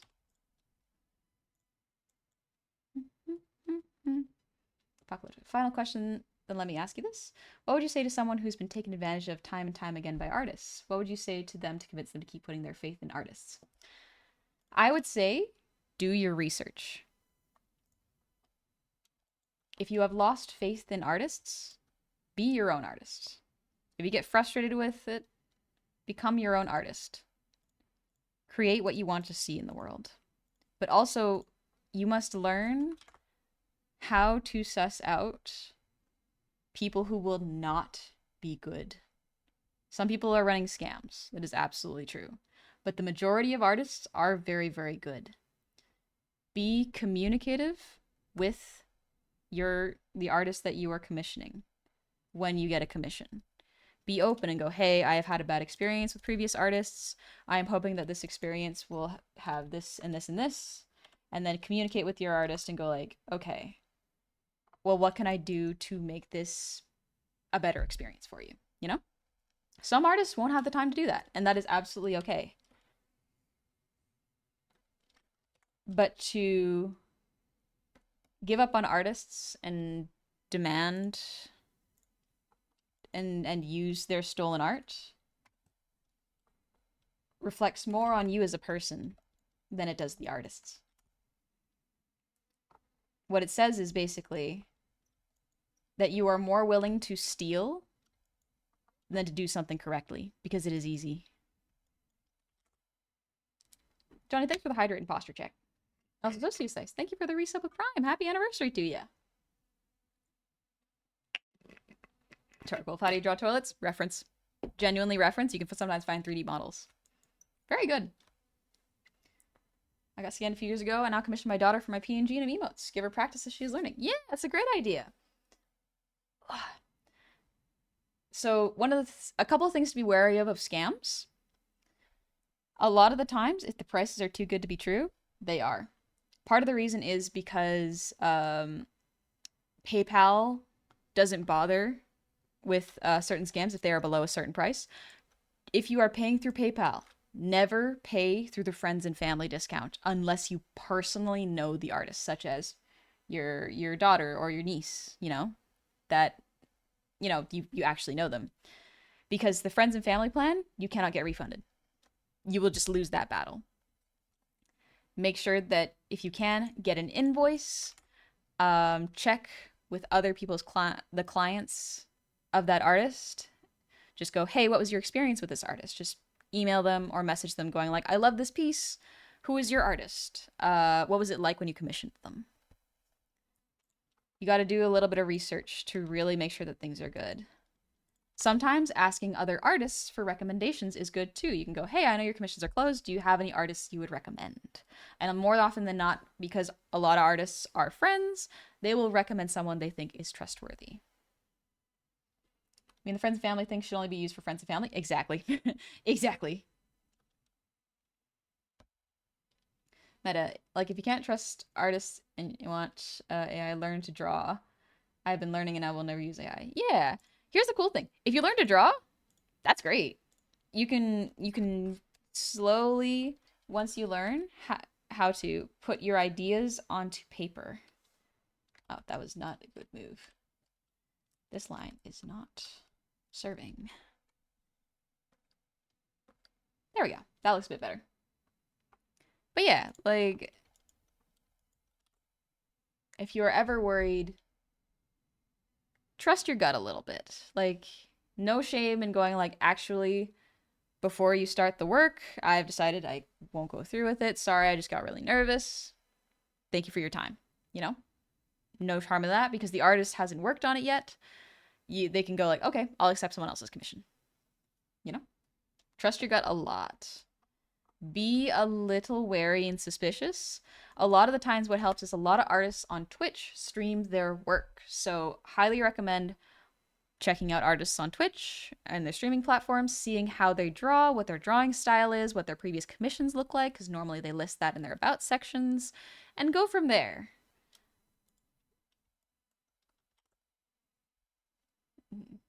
Love how expressive and fun your art is. Thank you. Thank you very much. I feel like this piece is not as expressive as I can make it, but I'm kind of trying to make it a little bit more serene, like a little tea party. Drawing very chill and easily. Just drawing something calm and nice. But yeah, one of the things was like the technology of live 2D and VTubing was so new at the time, and I was fascinated by it. I wanted to learn, and so I did. I made a very simple model that I think was good at the time, but now the technology has advanced so much that I've come so much further. And I think I'm really proud of how far I've gotten. So I learned a skill, and now I'm able to go further and learn even more and get my ideas out even more efficiently. It's great. Hi, Vulcan. Welcome in. Ramdragon.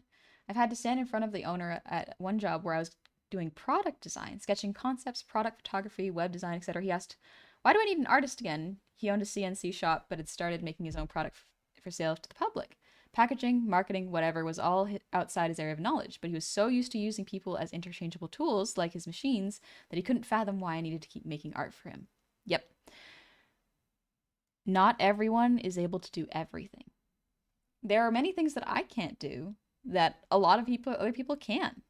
For example, I am not good at editing videos. I really am not. I'm not great at making music. And so I commission people for that. Granted, I haven't commissioned anyone to edit my videos because I'm stubborn. But Zuchi is one of the people who I checked. I made sure that I checked with his previous clients, and I was like, hey, let's see the work. Let's see how they use them. And then I talked to his previous clients and went, okay, what was your experience working with Zuchi? And they were all like, Zuchi's great, very timely, very, very quick at making music and making changes. And this is his prices. And I was like, that looks really affordable for what I'm looking for. Okay, excellent. Next time Zuchi's commission's open, let me message him, see if he's available, So I did my due diligence to do research and made sure that we were all set and that the vibes were good, you know? Look, and I just got back home from about 30 minutes ago from a Texas roadhouse with my sister. I'm glad you hung out with your sister. I hope you had good fun. It's a good time and fun. Big well, I've had so many ideas that I wanted to see when it comes to drawing images. If I could draw, I wouldn't need to look for them. I could just bring them to life. You gotta start somewhere if you want to do it yourself. There is nothing wrong with trying to create art yourself. The main thing to keep in mind is that when you start drawing, you must, this is kind of mandatory to keep going, you must treat yourself as kindly as you would a baby learning a new skill. You would not be harsh to a baby. You wouldn't go, oh, baby, your perspective is awful. Oh, your anatomy is so stinky doo-doo, bad stuff. No. When a baby is starting something new, you're like, good job, you drew something. I like that you drew. You gotta be really kind and really, really uplifting. You can still go like, oh, I would like to improve on my anatomy. That is acceptable. But you can also go, I like where I'm at. I don't like where I'm at, but I like the direction I'm going. I am progressing forward. It's great. Tarlek, I've been watching more and more artists, and the good ones are like, honey, explain how to use it. And I got done with a week of making my own thing. It's really rewarding to look at it, even if it's horrific, but it's mine. That's great. Sometimes art should be horrific. I love horror art, even if it's, you're not drawing horror art.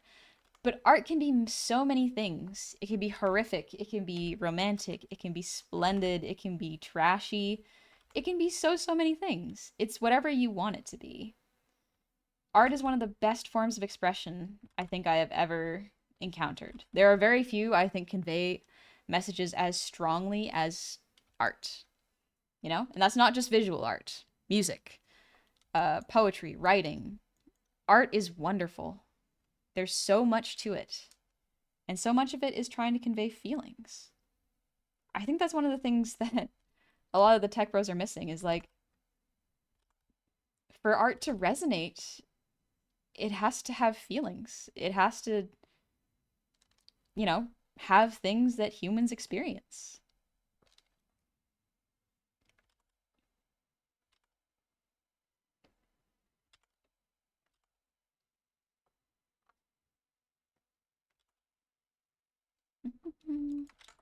Hi, Gillart Style. But as you call that a stick figure? No, you gotta be nice to yourself. Stick figures are great. Listen, stick figures are awesome. They're so good for conveying images. If you have seen storyboard artists, their first drafts is just stick figures. They're not even full stick figures. It's great. I think the internet has sometimes given people an unrealistic expectation of art when they first begin. People don't first begin like this. They are very different. Your first art is going to be so much more different than your last art or the new art, And that's great. You'll get to see your improvement. Takes a little time and effort, but so does everything important, Older starting artists seems to improve so much faster. A lot of the times that's because there's a lot of good places and resources to start. When you draw as a kid, you're not really drawing to get good at art. You are drawing because it's fun. You're free. Oh, wrong one. You are freed from the expectations that this must be good. So it doesn't have to be good. It just has to be, When you're a kid, you don't have to be amazing at things. You just have to be yourself and a kid. When you're an adult, there is the expectation that if you do something, you must be good at it. And I think that is a truly detrimental it's like a brain poison to have when you are trying to learn things. Thinking that you must be good at something is a great way to scare yourself from doing something, You don't have to be good at something for it to be worth doing. You don't have to be amazing at making art to do it. You just have to enjoy it. Alrighty, now that you mention it, I've been wanting to ask a friend of mine online on the topic of art, but I'm worried I would lose her as I did with the last friend. I think you have to trust your friend, Artie. It can be really hard, but I think trusting your friend can really deepen your friendship. It's really hard and it's really scary. Don't get me wrong. It is absolutely terrifying to trust people. But oftentimes it is rewarding. And if your friend could not be trusted with your emotions and feelings and passions, then I don't think they were that good of a friend to begin with, you know? Maybe they're just not ready for a friendship with you. And now you know that your time is better spent elsewhere. Fire King, I'll have my 3D model characters made and rigged in a week. Nice. Good job. Even, I must confess, guys, using AI and calling themselves artists or they're art consumers, but an artist's arts. That's not a title that should be cheapened. Yeah. Noelle, even though it seems bleak, it's not as bad as it seems. Time and time again, we've seen general audiences hate what they see when generative AI in their media, such as Coca-Cola ads. People try to make something creative with generative AI videos, films, and such. It's received with major backlash because it looks bad and nothing is made with specific intent. It's all fabricated. The only possible way AI can be effectively used is as generic stock footage, which is still iffy. Even then, I don't think so, because it warps everything into something that is not real and cannot be actually used as reference. No matter how real it may look, or how air quotes good it may get, it is still lacking the intent that it needs to be art.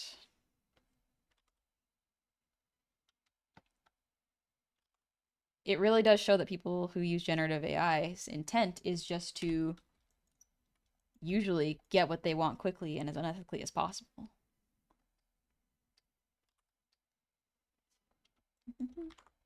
Babies are useless. They don't pay taxes. Babies shouldn't pay taxes. Babies don't make money, and they really shouldn't. You should not really have to get a job until you were out of your teenage years. Mini art story. I dusted off Blender after years and years away. Let's go, Fractabellum. I'm learning Blender as we speak. It is tricky. Made myself sit down and do a modeling sketch of a cat shape. It wasn't an epic piece, but I literally cried when people said they liked Mr. Nibbles the baby cat. That sounds so cute. That sounds delightful. Oh, I'm glad you enjoyed creating and you got such positive feedback. That really does help with the creative process when you have good feedback. It kind of, although positive feedback is not necessary, it does really help to encourage you. We are social creatures. Getting feedback, and especially positive feedback, can be so, so good for our brains. That's why it's important to reward yourself when you do a good job.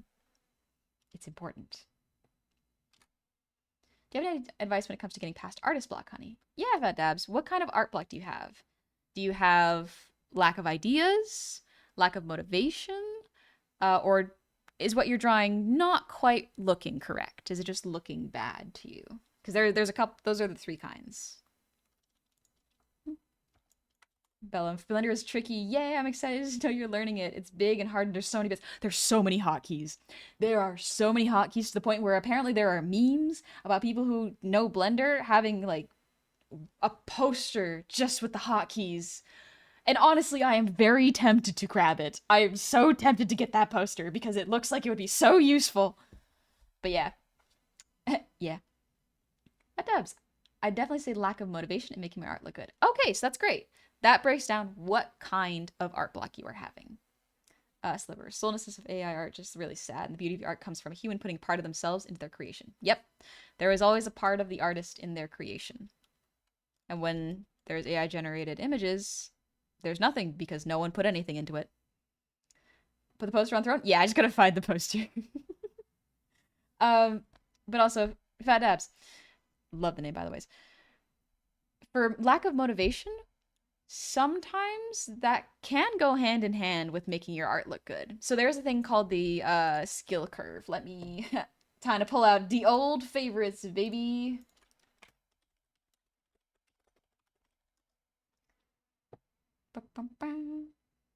Where is this complex curve? No, not the skill curve graph. Art block graph.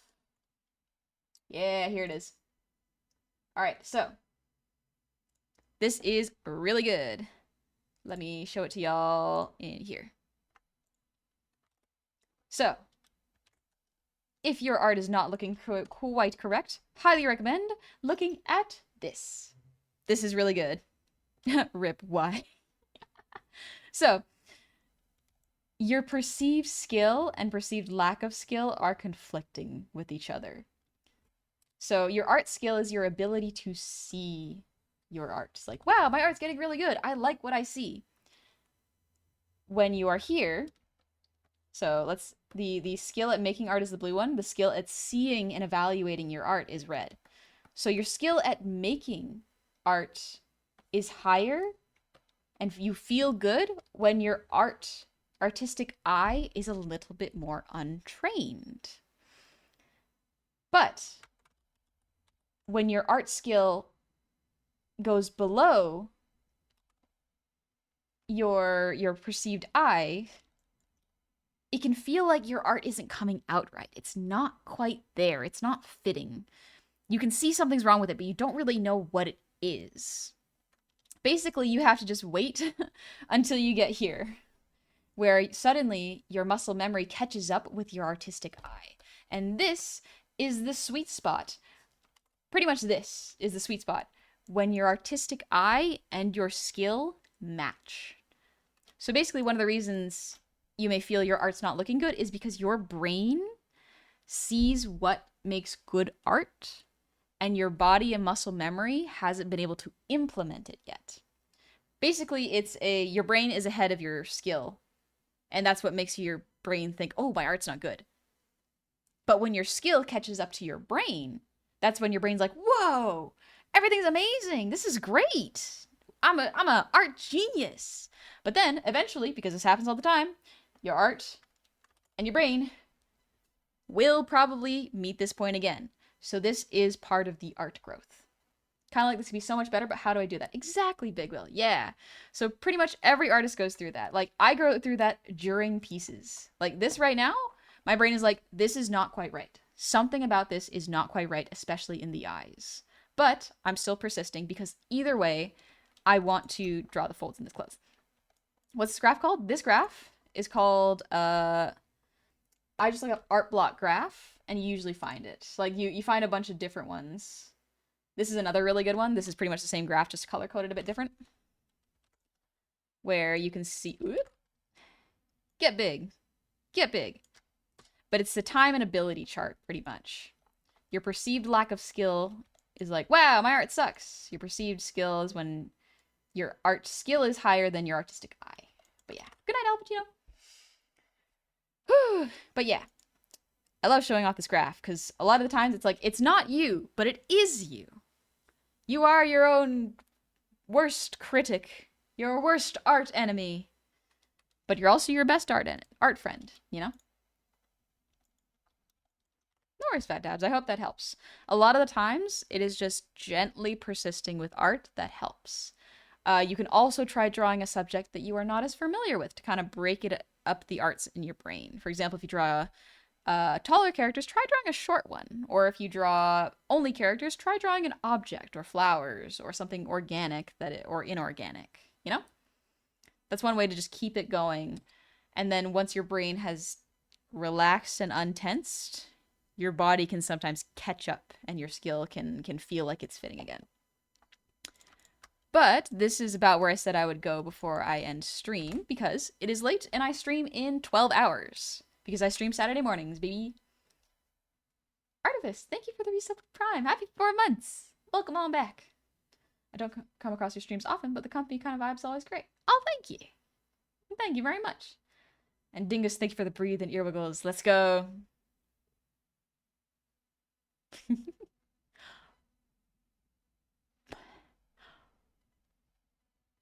Blender is definitely goated right now since the animated short Flow won best animated short. I didn't know that was Blender. Cool. But the poster for Blender shortcuts is 3.3 poster in the mod chat. Thank you, Meta. I'll be catching you this morning. Yeah, I'll see y'all in 12 hours. But yeah, we're probably going to be continuing this like tea party piece because, oh, it's so cute. I like it quite a bit. Let me just grab the dress reference, put it above. There we go. Now we can see it. But yeah, look at it. This looks pretty cute so far. I like it. It's a nice little sort of springtime piece now that it's March. Oh gosh, it's March. Johnny, thanks so much for having us today, honey. Hope you have an amazing night. It's always best being here. Thank you. Yeah, I had a lot of fun. Thank y'all for listening to my story about how I had to rush my sister to the hospital. The hospital. Now we're doing pretty good. Rip. Yeah, that will be the raid message. Honestly, rip. Why? Very cute. Thank you, Dingus. Pretty high class goblin lady. The puffy sleeves make me look so much more high class than I am. Tea time is pretty cute, but we're gonna be drawing tea time tomorrow anyways. Oh, Freeren's music for this is honestly excellent. It is excellent for a tea party. Thanks for streaming. No worries. But yeah, let's go see who is awake at this hour. This is almost like Howl's Moving Castle-esque. Very, very cute.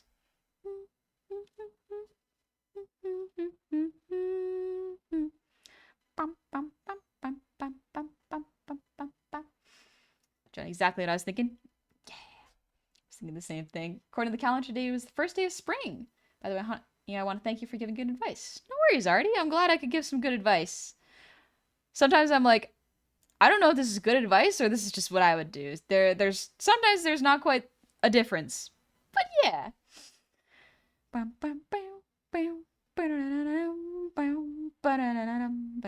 That's the wrong song. That's the wrong song, baby. Little stretch. Oh. Ooh, excellent. Here's someone we can visit who I don't get to raid very often. Yes. Okay, don't think they're ending stream, but we're gonna go visit another art streamer who does really gorgeous artwork. I absolutely love this person's art. I haven't been able to tune into their streams because they stream at different times.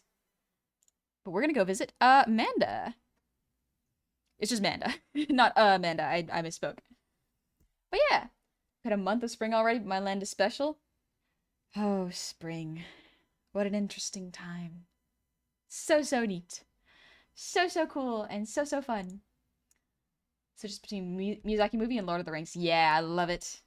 I'm so excited to keep working on this tomorrow. I think my brain will have a nice fresh perspective on the face that I think will help it a little bit because it looks a little off, but I can get there. I can fix it.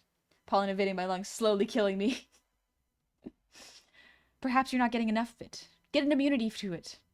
Become immune, Jeff. Inhale more of the tree fluff. Rip, why? Rip, the yellow rot. It kind of is yellow rot, actually. That's kind of is what it is.